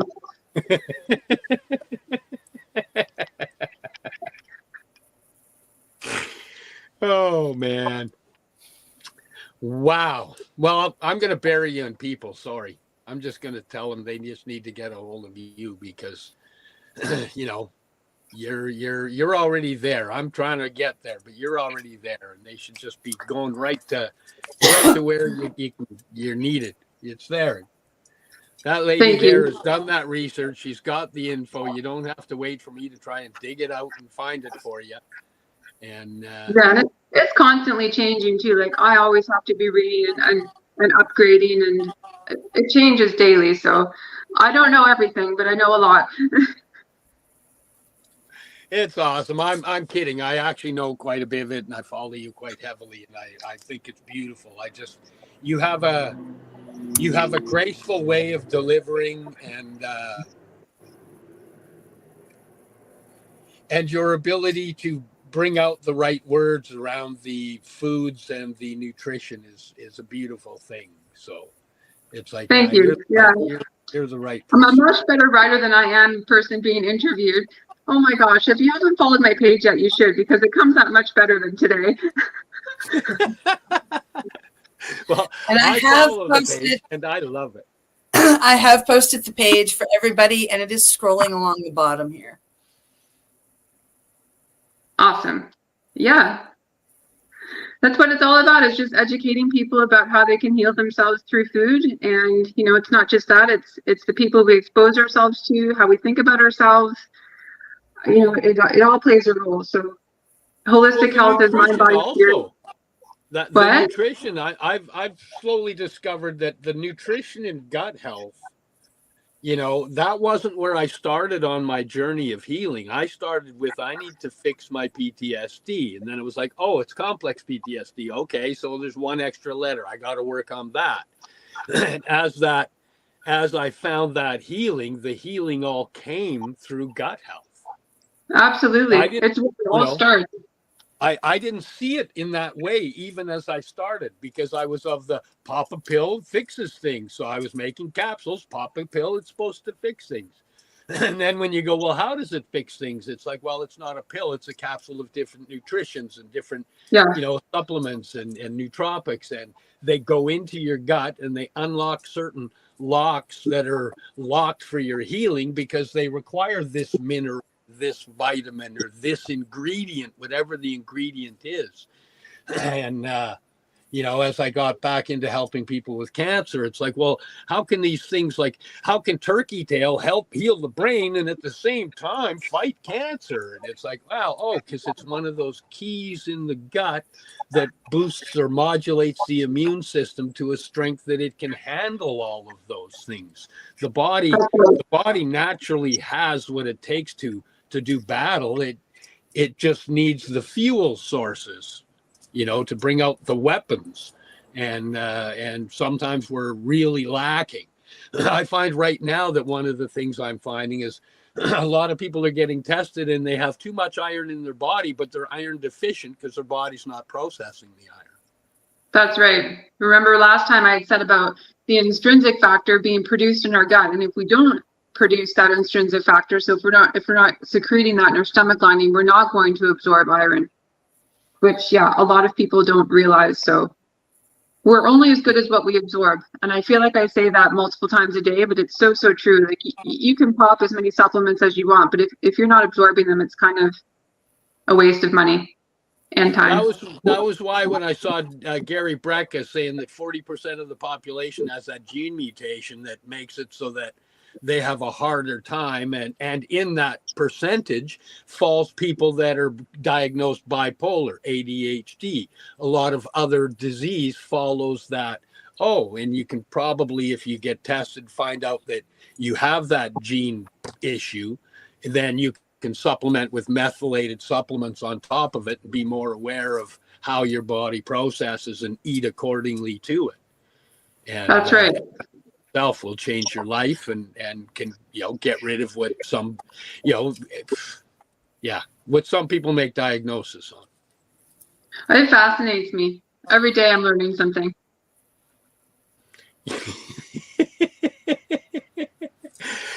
That's because there's so damn many foods out there. You're right. Every day there's something new, and I'm like, what the hell is this food? Let's go look it up. Oh, it's a superfood. Oh man. So of all of the, if a person could only have one, if you could only eat one food, what food would you think that would be? Oh gosh, that's a hard one. There's so many great ones. I don't know if I can pick one food, but I think overall in terms of wellness and eradicating disease and keeping inflammation at bay will be a plant-based diet. And I don't mean like Beyond Meat. I mean like, real whole foods like greens, lentils, beans, fruits and vegetables. All those things are what's going to help change the trajectory of your life. So, yeah. I don't just have one because I love them all. But, yeah. So where do berries fit in on the scale? In terms of like health factor? Yeah. Because berries for me, they're way at the top. They're way at the top. They're anti-inflammatory, antioxidant. They're full of anthocyanins that, just help keep your body alkaline. They've got fiber and beta carotene and all those good things. So eat your berries. Don't listen to doctors who tell you don't eat fruit because of its sugar. That's a big no-no. Eat your fruit. Yeah, the body knows how to process that sugar, and it'll regulate things out better if you're doing it. Yeah, absolutely. Yeah, berries are up there along with greens. Yeah, all the plant-based stuff. Okay, so are mushrooms plant-based? They are, yeah, and they're a great source of B12 and iron and protein. And I know, like, I get the question a lot, well, I don't know, say they have candida or something, some kind of fungal overgrowth, and their naturopath tells them not to eat mushrooms. And I say, well, chaga, tail, lion's mane, those mushrooms don't metabolize the same way as like a button mushroom at the store. They haven't been mass produced and sprayed with all kinds of chemicals. So those are okay. Eat your mushrooms. What came to my mind when you're talking the plant-based diet, we've got a friend, a couple of them actually, who I'm going to quote this friend. Plants are my medicine, meat is my food. And that's how this particular person attacks it. He has a carnivore diet, breakfast, lunch, and supper. And I'm just curious to how you see the carnivore diet. Just because, like, it was just a question that popped into my head. I was thinking, you know who I'm thinking of, Steve, right? Yeah. No, I would ask that same question, actually. Yeah, I'm probably gonna have a lot of people mad at me, but I'm not against it. I think it has its place for some people, and I think, you know, when I'm consulting with people, with my clients and stuff, I never say, "Oh, you can't eat meat." I think everyone's biome and metabolism is different, and if you're eating, you know, free-range meat that's been ethically raised and all those things, that's chemical-free, sure, you can have some chicken and some beef. Like, it has its place, and some people really just don't do well on a plant-based diet. We're just so varied in terms of our metabolism. So I'm not against it, but I think, you know, it takes longer to break down. It's acidic. And so if you have any kind of gut health issues or inflammation, a carnivore diet is probably not for you, because it will increase your inflammation. It takes longer to break down in your body. I mean, a piece of steak or hamburger stays in your intestinal wall for 12 to 16 hours before it's even broken down. So that's a lot of energy your body needs to give out just to break down a piece of meat. And so for me, if I'm trying to function optimally and at my best and have longevity, I probably wouldn't want to be a carnivore. No. But it has its place. Like, I don't eat. I just make sure that I know where it comes from and how it's raised. And I think you just really have to tap into how your body functions and how it feels with certain foods. And for some people, that's with meat, but not for me. But there's also the difference in what you eat in your life, and if you have a disease, what you eat to heal. And that's an area where with cancer patients, a lot of time, they'll take it wrong, because I will actually tell them you're better off to not. First off, I just say lose pork, because it's a toxic meat. You know, there's so much fat. It's a dirty meat. It's so full of worms. Just lose it. Yeah. And with the beef, I work on that energy thing, and you talked about it in there of, you know, the body only has so much energy. So if you have a chunk of meat going through your system, it's spending a lot of energy. And I love the way you pointed out how it sits in before it even starts to get absorbed. But then there's how many times did the person chew the meat? Because really, in my research, it says a minimum of 24 times. We should chew everything at least 24 times to break it down so it has access to the body. But we're not taught that. And I know me, when I was eating steak, you know, if I didn't get that sucker down fast enough, somebody else in my family, one of my brothers, would be grabbing a chunk of it. So, you know, it's 3 chews gone, 3 chews gone, 3 chews gone. Well, how long does the body have to work at breaking that down? And then if you have that type of a pattern, sometimes it doesn't get broken down. And that is what, you know, it's heavy, so it fits in at the colon pocket. It creates a little pocket. It sits there and rots. And what is rotting meat going to do inside your system? It's going to cause a colon cancer. You know, so I always say, take a break. Acid reflux. Oh, yeah. All kinds of things. Yeah. Run it through again what you'd said.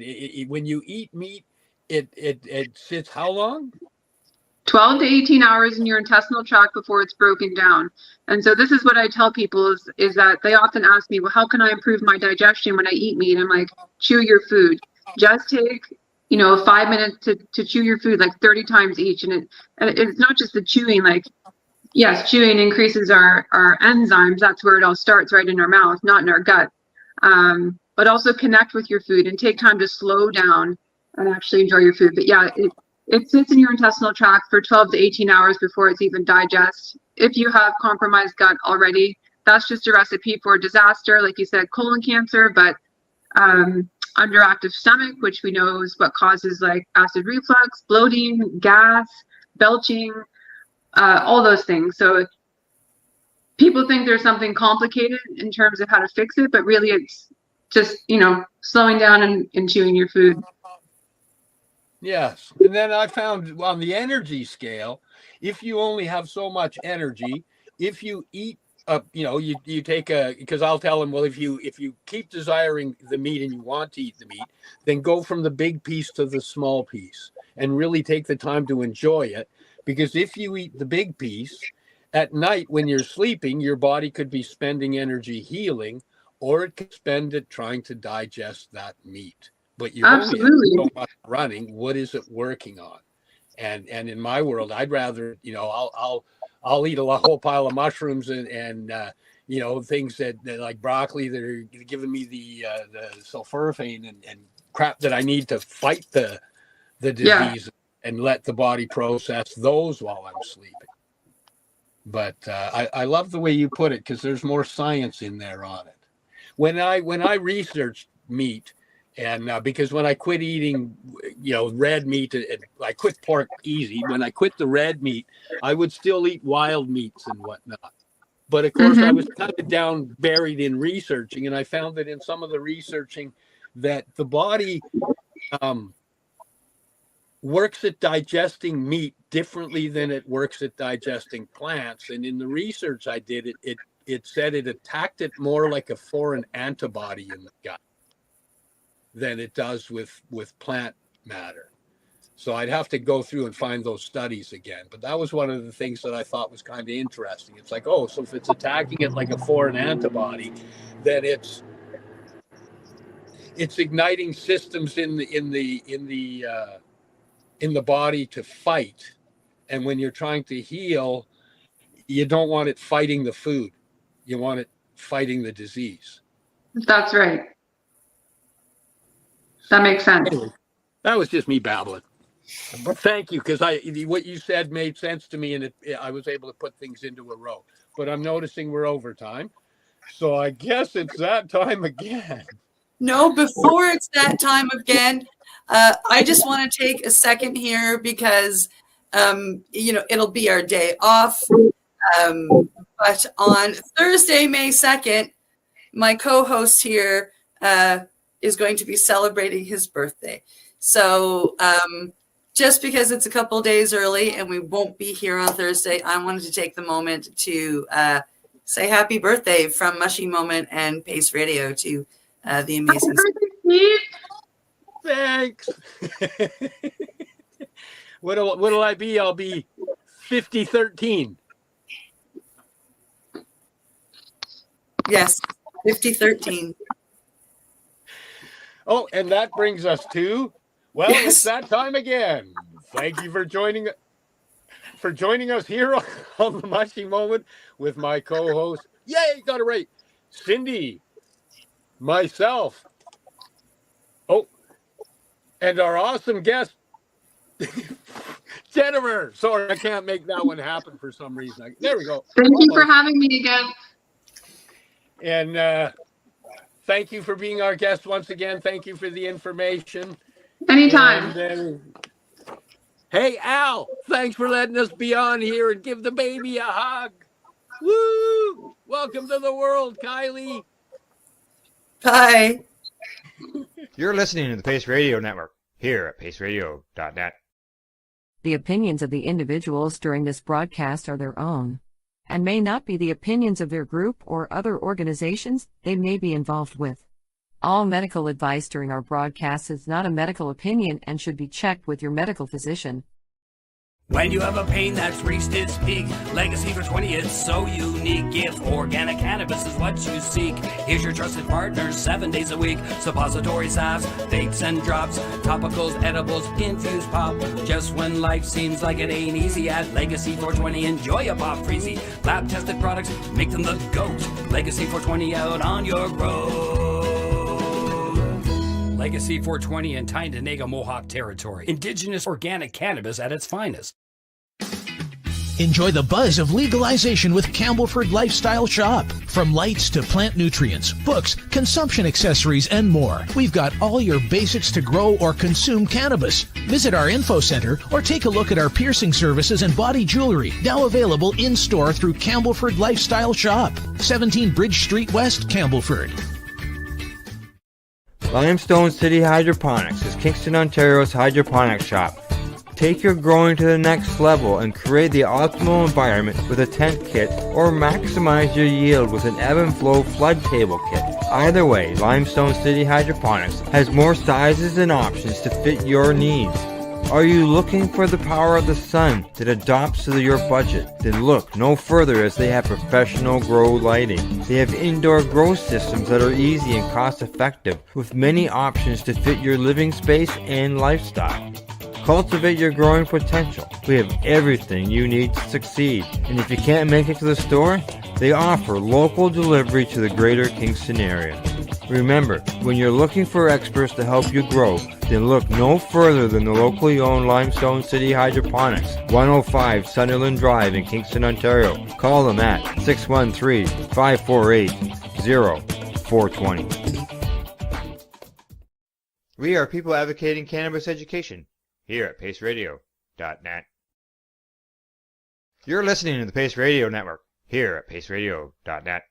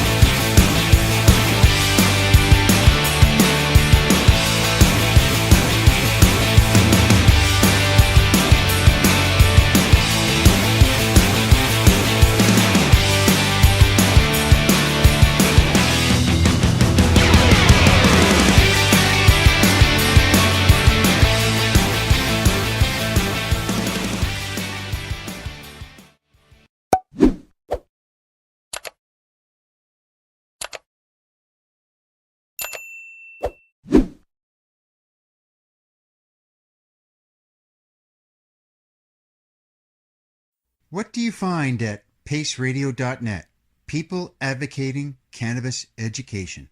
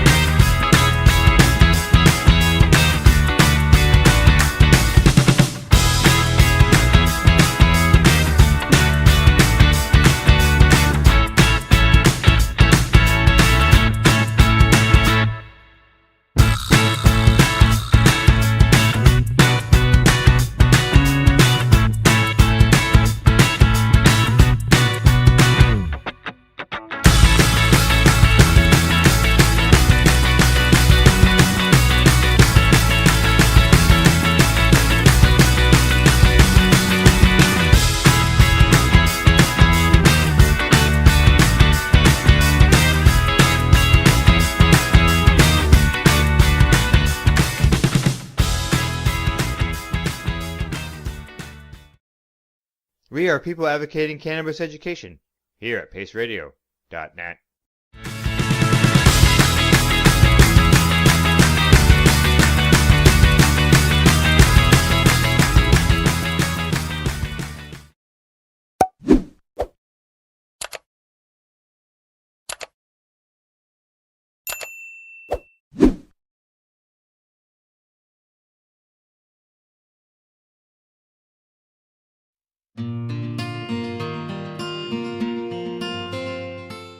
You're listening to the Pace Radio Network here at paceradio.net.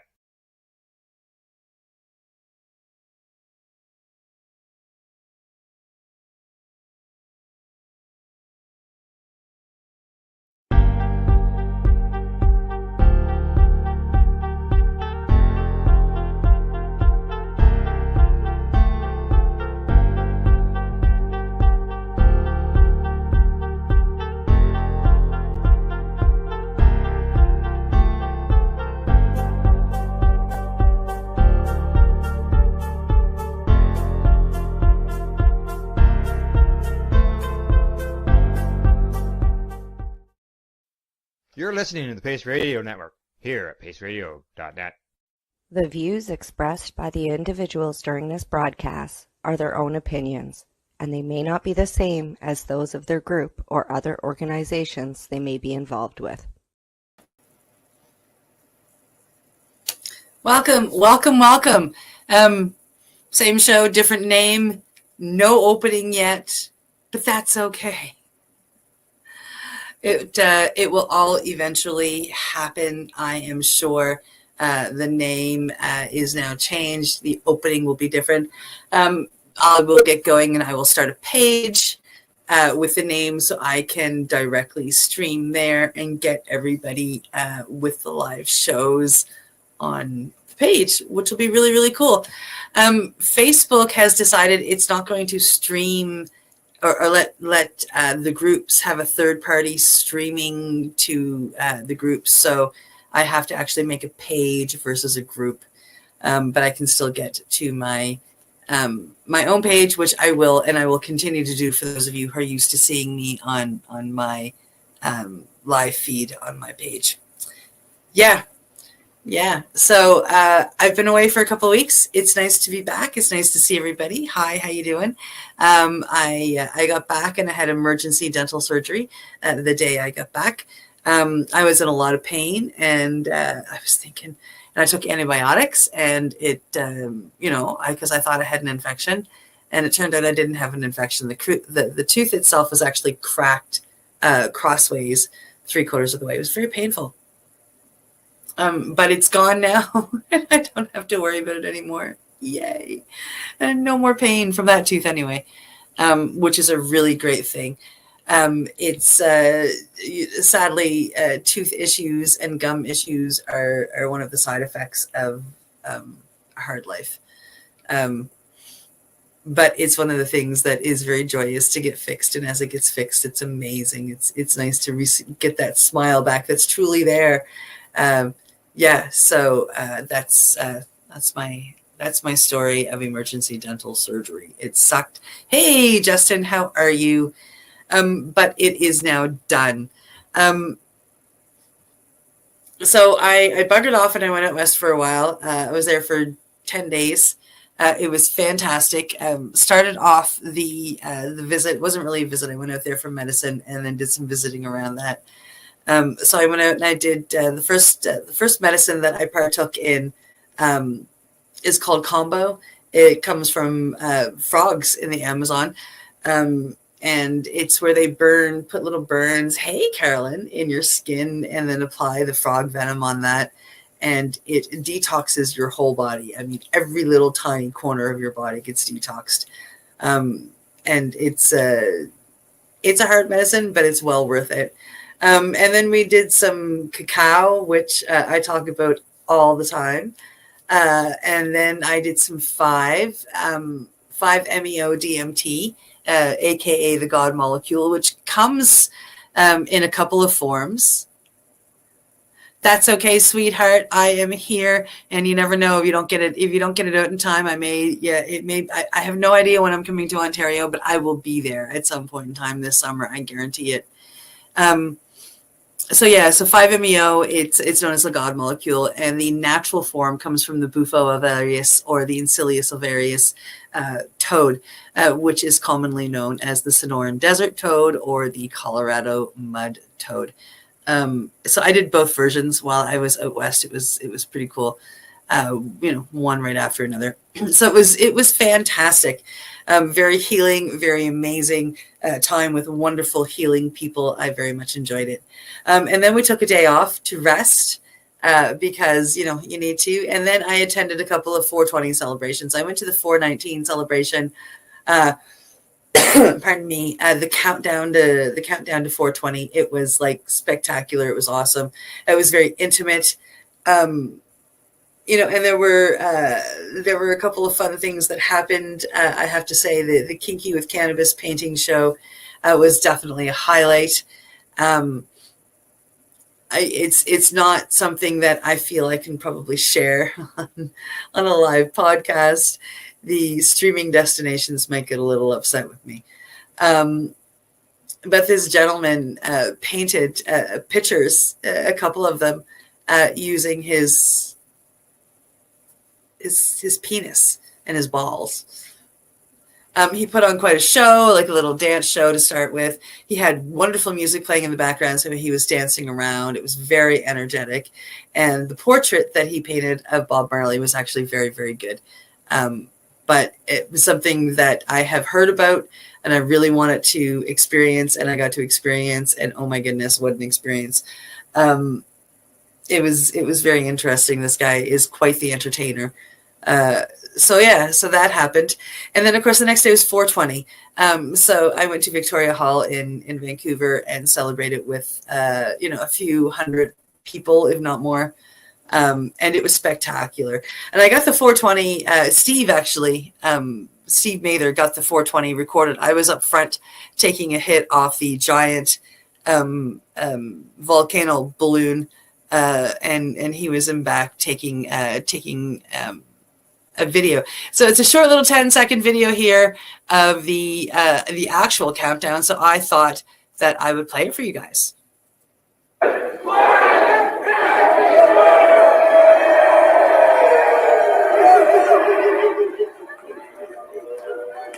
So there it is.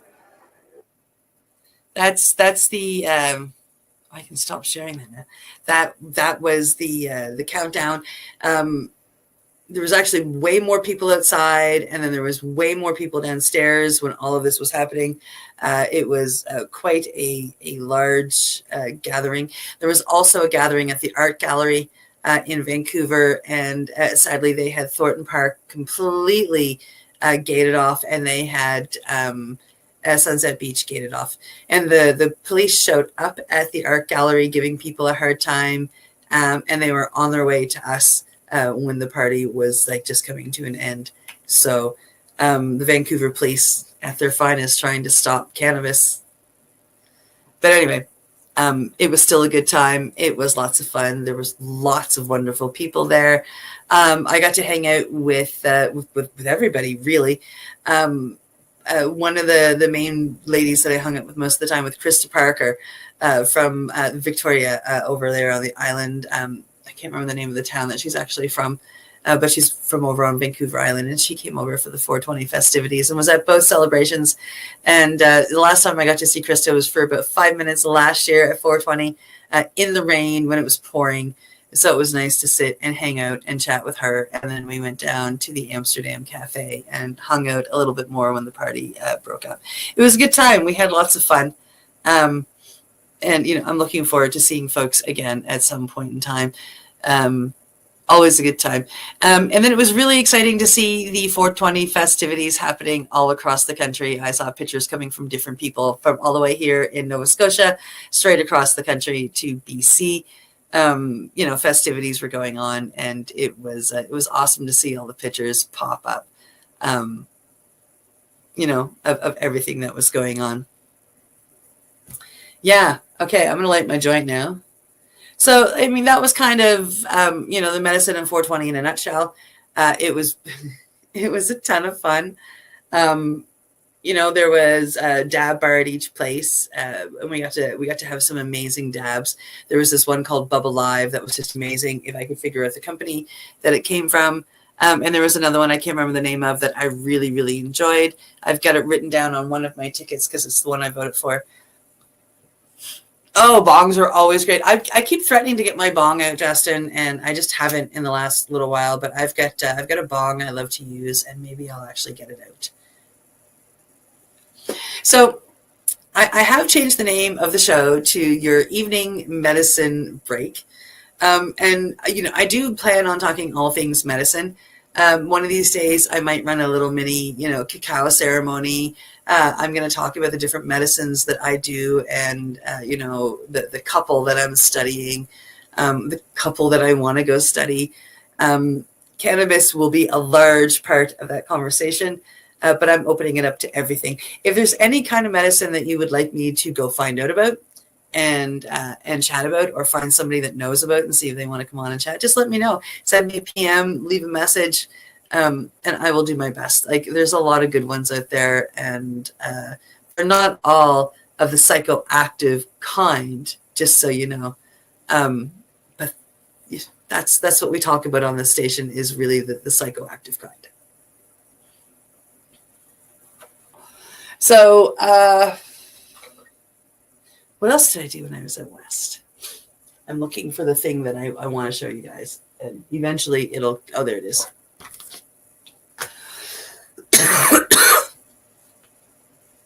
So I took a day and a half, almost 2 days, and I went touristing. Because I don't do a lot when I'm out there on purpose. I do see a lot of stuff. I have been able to take a lot of pictures, but I don't do a lot of touristing when I'm out there on purpose. So I asked to go touristing, and my friend John picked the places, and he gave my friend Steve a list of places and said, go here. John wasn't feeling well. He had just, hey, Luke, how are you? John had just gotten out of the hospital, so he wasn't able to join us. So Steve was the tour guide. And we had, now that the pain is gone, it was wonderful. And he agrees. I'm doing, hey, Leona. I'm doing very wonderful. Thank you, Luke. So the first place that we went, once we got out and about, was this place called Lynn Canyon Park. It's a rainforest in BC, and it says so right here. But it is an incredible rainforest in BC, to be honest. And when you come up to it, there is you park, and they've got a little museum. Hey, Carolyn. I think you're saying hi to. Anyway, hi to everybody. You go in. There's this little museum gift shop. And I went in, looked around the little museum part, got something for the grandkids, And Steve asked the lady that was working the counter, hey, we've come to see the suspension bridge. And she pulls out this map, this little pamphlet right here. And she says, well, you're in luck. I have this map. You're here. And if you're going to go for the walk around, go this way, because, you get the steep stairs down and a more gradual walk up. So we said, okay. I never looked at the map. So we go, and this lady says, go around the cafe to the right, and then go down the stairs over there. Those are the really steep ones. And then you'll go around and you'll come back up an easier way. And then you'll get to the suspension bridge. And so great. We went for a walk. So we went down these really, and then when they say steep stairs, I mean, like, we were talking almost straight down. It was crazy. But you're going down into the canyon, into the rainforest. So we went down, and then we're walking along, and we come to this fork in the road, and we decide to go right. We shouldn't have gone right, but we went right. And, we had some flat areas, and then a few steps up and some flat areas. And we were thinking, oh, this lady was right. This is nice and casual stroll up. It's great. The scenery was beautiful. Absolutely beautiful. It was spectacular. I mean, it was a rainforest, right? And then we come to these stairs heading straight up again. And each section, because there was way more than one section, each section was 3 or 4 stories worth. I would say 3.5. You know, I say 3 to 4, but really 3.5 stories worth of stairs. And you go up the 3.5-ish stories worth of stairs, and you go around the corner, and then there's more. And then you go up that 3.5-ish stories worth of stairs, and you go around the corner, and there's more. And we're talking like this. So after the first 2, we're thinking that this girl lied to us. This is an easier walk up than those stairs were down. Like, this is the same, if not worse, because there's more of them. So we're on the 3rd set, and Steve stops somebody and asks some questions, but this poor gentleman had a hard time understanding English and whatnot. So we didn't get the answers we were looking for. So we kept going because we figured that's got to be the end, that corner. So we get up to the top and we go around the corner, and it's not the end. There's another 3.5 stories. So we're now walking up our 4th one. We get to the top of it and we turn the corner and we're like, holy fuck. So we're not sure what we're going to do. So we go up like maybe half of that next set of stairs, and Steve stops somebody, and somebody that can speak English. And we asked if they knew the place well, and he did. So Steve said, well, where are we? And so I know that you guys can't really see this, but I mean, really, if I look down, the parking is here. The parking is here. And then the suspension bridge is here. And we were like over here somewhere. And when we finally stopped and asked a question, and there were still stairs going up and up and up. So we ended up pretty much down at the bottom of the canyon. So after, I think it was 4 sets of those 3 flight-ish stairs, and a few extra, we finally looked at each other, and my knees are done because I've got bad knees. My hip is just about ready to give out. I mean, my lungs are mad at me because I'm not in shape, so you know I'm breathing hard. My muscles are just, you know, I can tell that the next day is going to be one hell of a painful day. And so we're looking up, which we have no idea where that goes. And we're looking down, and we've been there. And we decide to go down. Steve convinces me that we should go down. And so we're going down, like down, almost straight down. No railings on these flights at all. So here I am trying to go down these stairs. My head's spinning because I'm not in good shape. And, you know, I had just climbed 3, 6, more than 12 flights of stairs, probably 14 flights of stairs. At the end of it, we had started, and Steve's counter was like at 2,500 steps. And when we came out, we were like over 15,000 steps. That's how many steps we did. Not all up, but, you know, like I'd say probably a quarter of them level, and then half of the 3/4 up and half of the 3/4 down. It was crazy.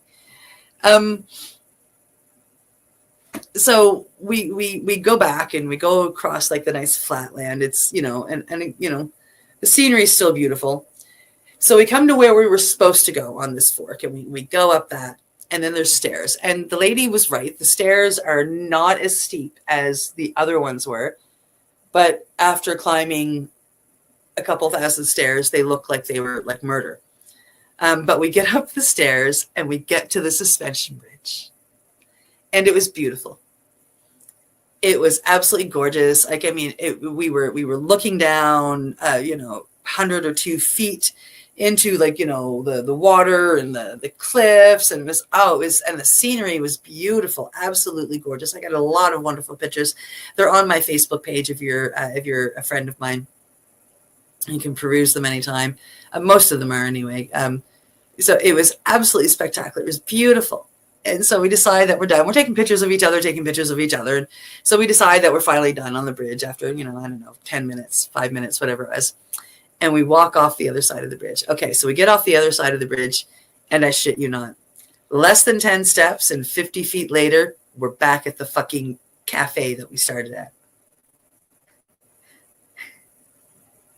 So if we were in person, I'd have you like, you know, I would hear you laughing and I'd feed off that, and the story would take 5 times as long and you'd be laughing more. But it was a hard walk. And when we got back, you know, Steve realized like where we were before I did, because I was still kind of looking at the map and playing with my phone. And then I noticed him like walking away a little bit faster. And then I looked up and I saw the cafe and I'm like, oh, So we didn't have to do that at all. But in hindsight, I'm really, really glad we did, because it was the British Columbia rainforest and I was walking around the bottom of it. And it's just really, really, it was really, really amazing. And the view is spectacular. Like I said, I have shared a number of pictures. I've got a lot more that I will share over time. So if you're curious to go look at them, they are on my page.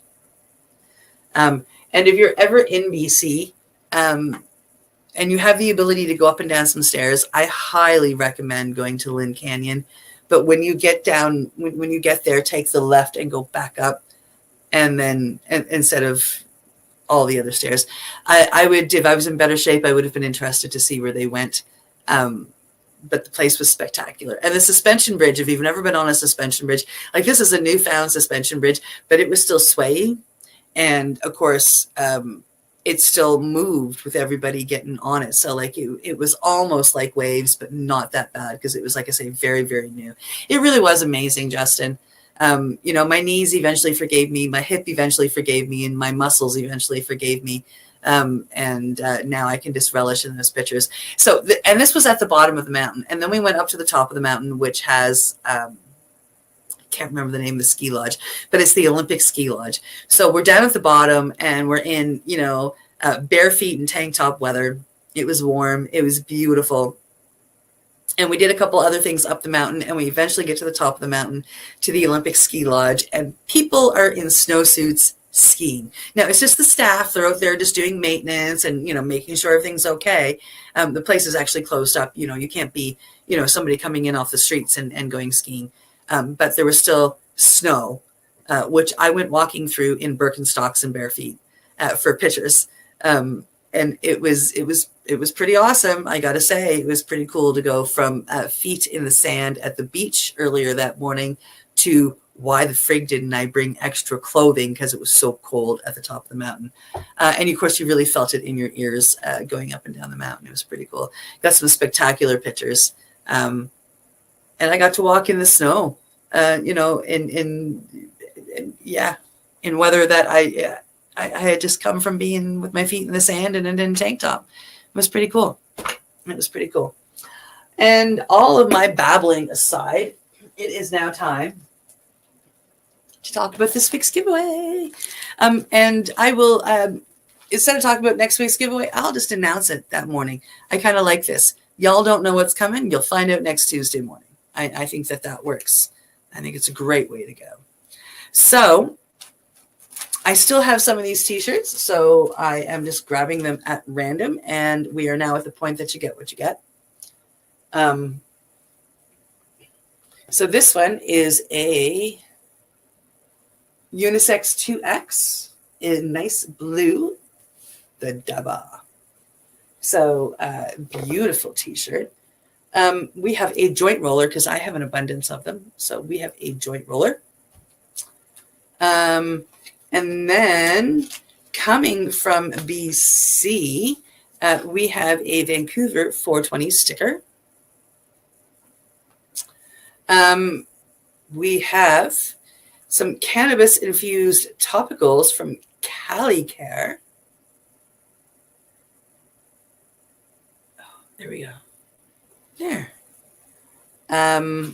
We have a pair of Canna sunglasses. Not even out of the package yet. Never came out of the plastic. And we have a pair of 3 Happy Cats 420, because I have 2 pairs of them. I have a purple pair here and a leopard skin type pair over there. So I'm going to give the one I got this past trip away. And I just thought that somebody would enjoy a 3 Happy Cats headband made by Asia May Moon. Owens, Asia May Moon Owens. Also, I stopped into the mushroom dispensary to see Dana while I was out there, and I grabbed a few stickers. So I'm throwing one in tonight's giveaway. And then, of course, we go into the stickers. I love to go grab stickers. So we have some mushroom stickers. We have one of the things that we saw in the rainforest. There was a tree stump there that had obviously been hit by lightning, and it was growing another tree out of the center of it. It was really cool. Hearts.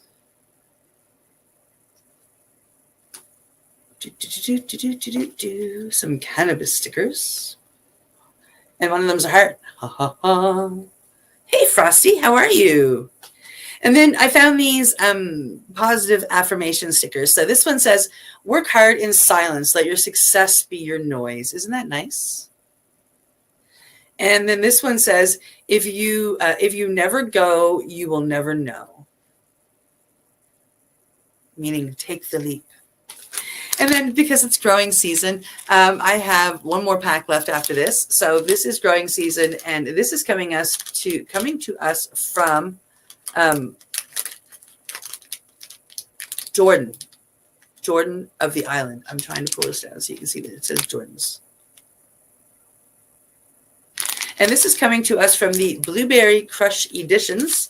And this is called Gorilla Crush. I'm really excited to see what this is like. So whoever wins this, you're going to have to give me reports. So that is this week's giveaway. I'm going to fold it all up back in this tank top. Some from Al, some from me, and some from BC. Yes. And then, I didn't get this ready yet. So I am going to click the buttons. Wheel of names. Here we go. We come back here. Yeah, I know. It sounds good, hey? So I have, this is our wheel of names. I'm going to come over here and I'm going to click the button. And we're going to find out who wins together. Who's going to win? Well, Teddy Lynn, looks like you're going to be able to try that, guys. You just won. Congratulations.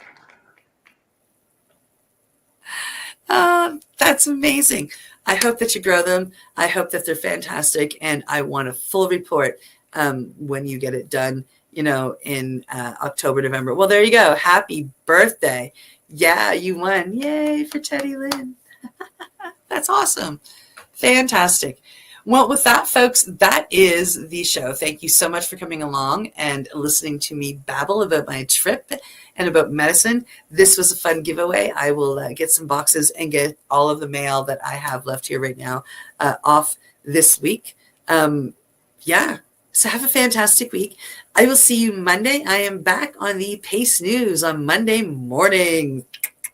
Al and Reverend Cindy will be bringing the news Monday morning. I will see you Tuesday afternoon with Steve Nather. And we have a wonderful guest coming up next Tuesday. We're really excited. And then back here Tuesday evening for your evening medicine break with me, Reverend Cindy. So thank you so much for joining. I'm going to go up here. Everybody's saying congratulations. That's awesome. And I'll put together another epic giveaway for next week. And we'll post that Tuesday morning. So thank you so much, everybody, for joining me. I hope that you have a wonderful week. See you later. You're listening to the Pace Radio Network here at paceradio.net. The opinions of the individuals during this broadcast are their own, and may not be the opinions of their group or other organizations they may be involved with. All medical advice during our broadcast is not a medical opinion and should be checked with your medical physician. When you have a pain that's reached its peak, Legacy for 20 is so unique. If organic cannabis is what you seek, here's your trusted partner 7 days a week. Suppository salves, vapes and drops, topicals, edibles, infused pop. Just when life seems like it ain't easy, at Legacy 420 enjoy a pop freezy. Lab tested products make them the GOAT. Legacy 420 out on your road. Legacy 420 in Tyendinaga Mohawk territory. Indigenous organic cannabis at its finest. Enjoy the buzz of legalization with Campbellford Lifestyle Shop. From lights to plant nutrients, books, consumption accessories, and more, we've got all your basics to grow or consume cannabis. Visit our info center or take a look at our piercing services and body jewelry, now available in-store through Campbellford Lifestyle Shop, 17 Bridge Street West, Campbellford. Limestone City Hydroponics is Kingston, Ontario's hydroponics shop. Take your growing to the next level and create the optimal environment with a tent kit, or maximize your yield with an ebb and flow flood table kit. Either way, Limestone City Hydroponics has more sizes and options to fit your needs. Are you looking for the power of the sun that adapts to your budget? Then look no further, as they have professional grow lighting. They have indoor grow systems that are easy and cost effective, with many options to fit your living space and lifestyle. Cultivate your growing potential. We have everything you need to succeed. And if you can't make it to the store, they offer local delivery to the greater Kingston area. Remember, when you're looking for experts to help you grow, then look no further than the locally owned Limestone City Hydroponics, 105 Sunderland Drive in Kingston, Ontario. Call them at 613-548-0420. We are people advocating cannabis education here at Pace Radio.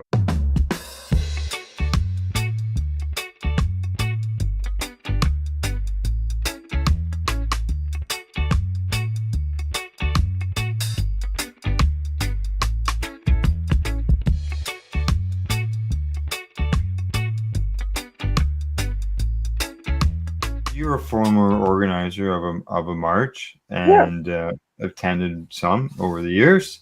Yeah. Why did you march? Why did you march in the Global Marijuana March? What was the reason why? I wanted law reform. I didn't believe that a plant should be prohibited, be illegal. It was a plant. People were going to jail for small amounts of cannabis, and patients, people that were using it for medical purposes, were going to jail for the use. Grant Krieger was thrown in jail in Calgary for the use of his cannabis.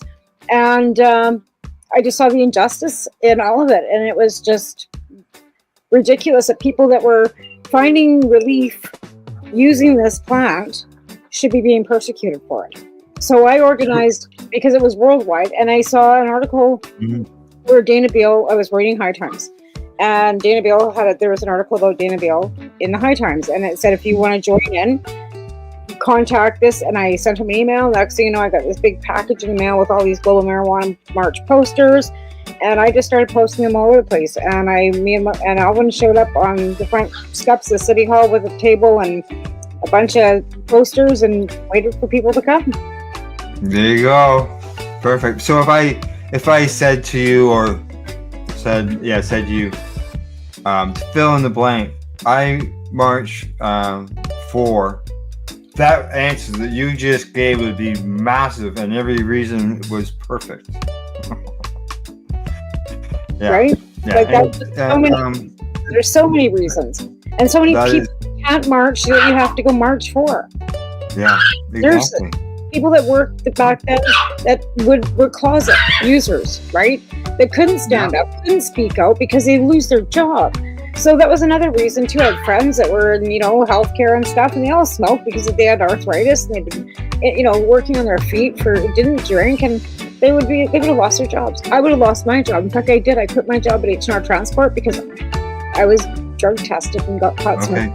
Well, I thank you for your answer on that, and I am sending out a request to our viewers tonight, and anybody who watches this as a podcast afterwards, to create themselves a little video saying, I march for, and explain what you march for when it comes to the global cannabis end of things, and post it. Maybe tag the Toronto Global Marijuana March, or post it on their wall, or post it on any other Global Marijuana March location, and share with your friends, so that you get people interested back into the marches in order to create change. And the same reason why you started. Right.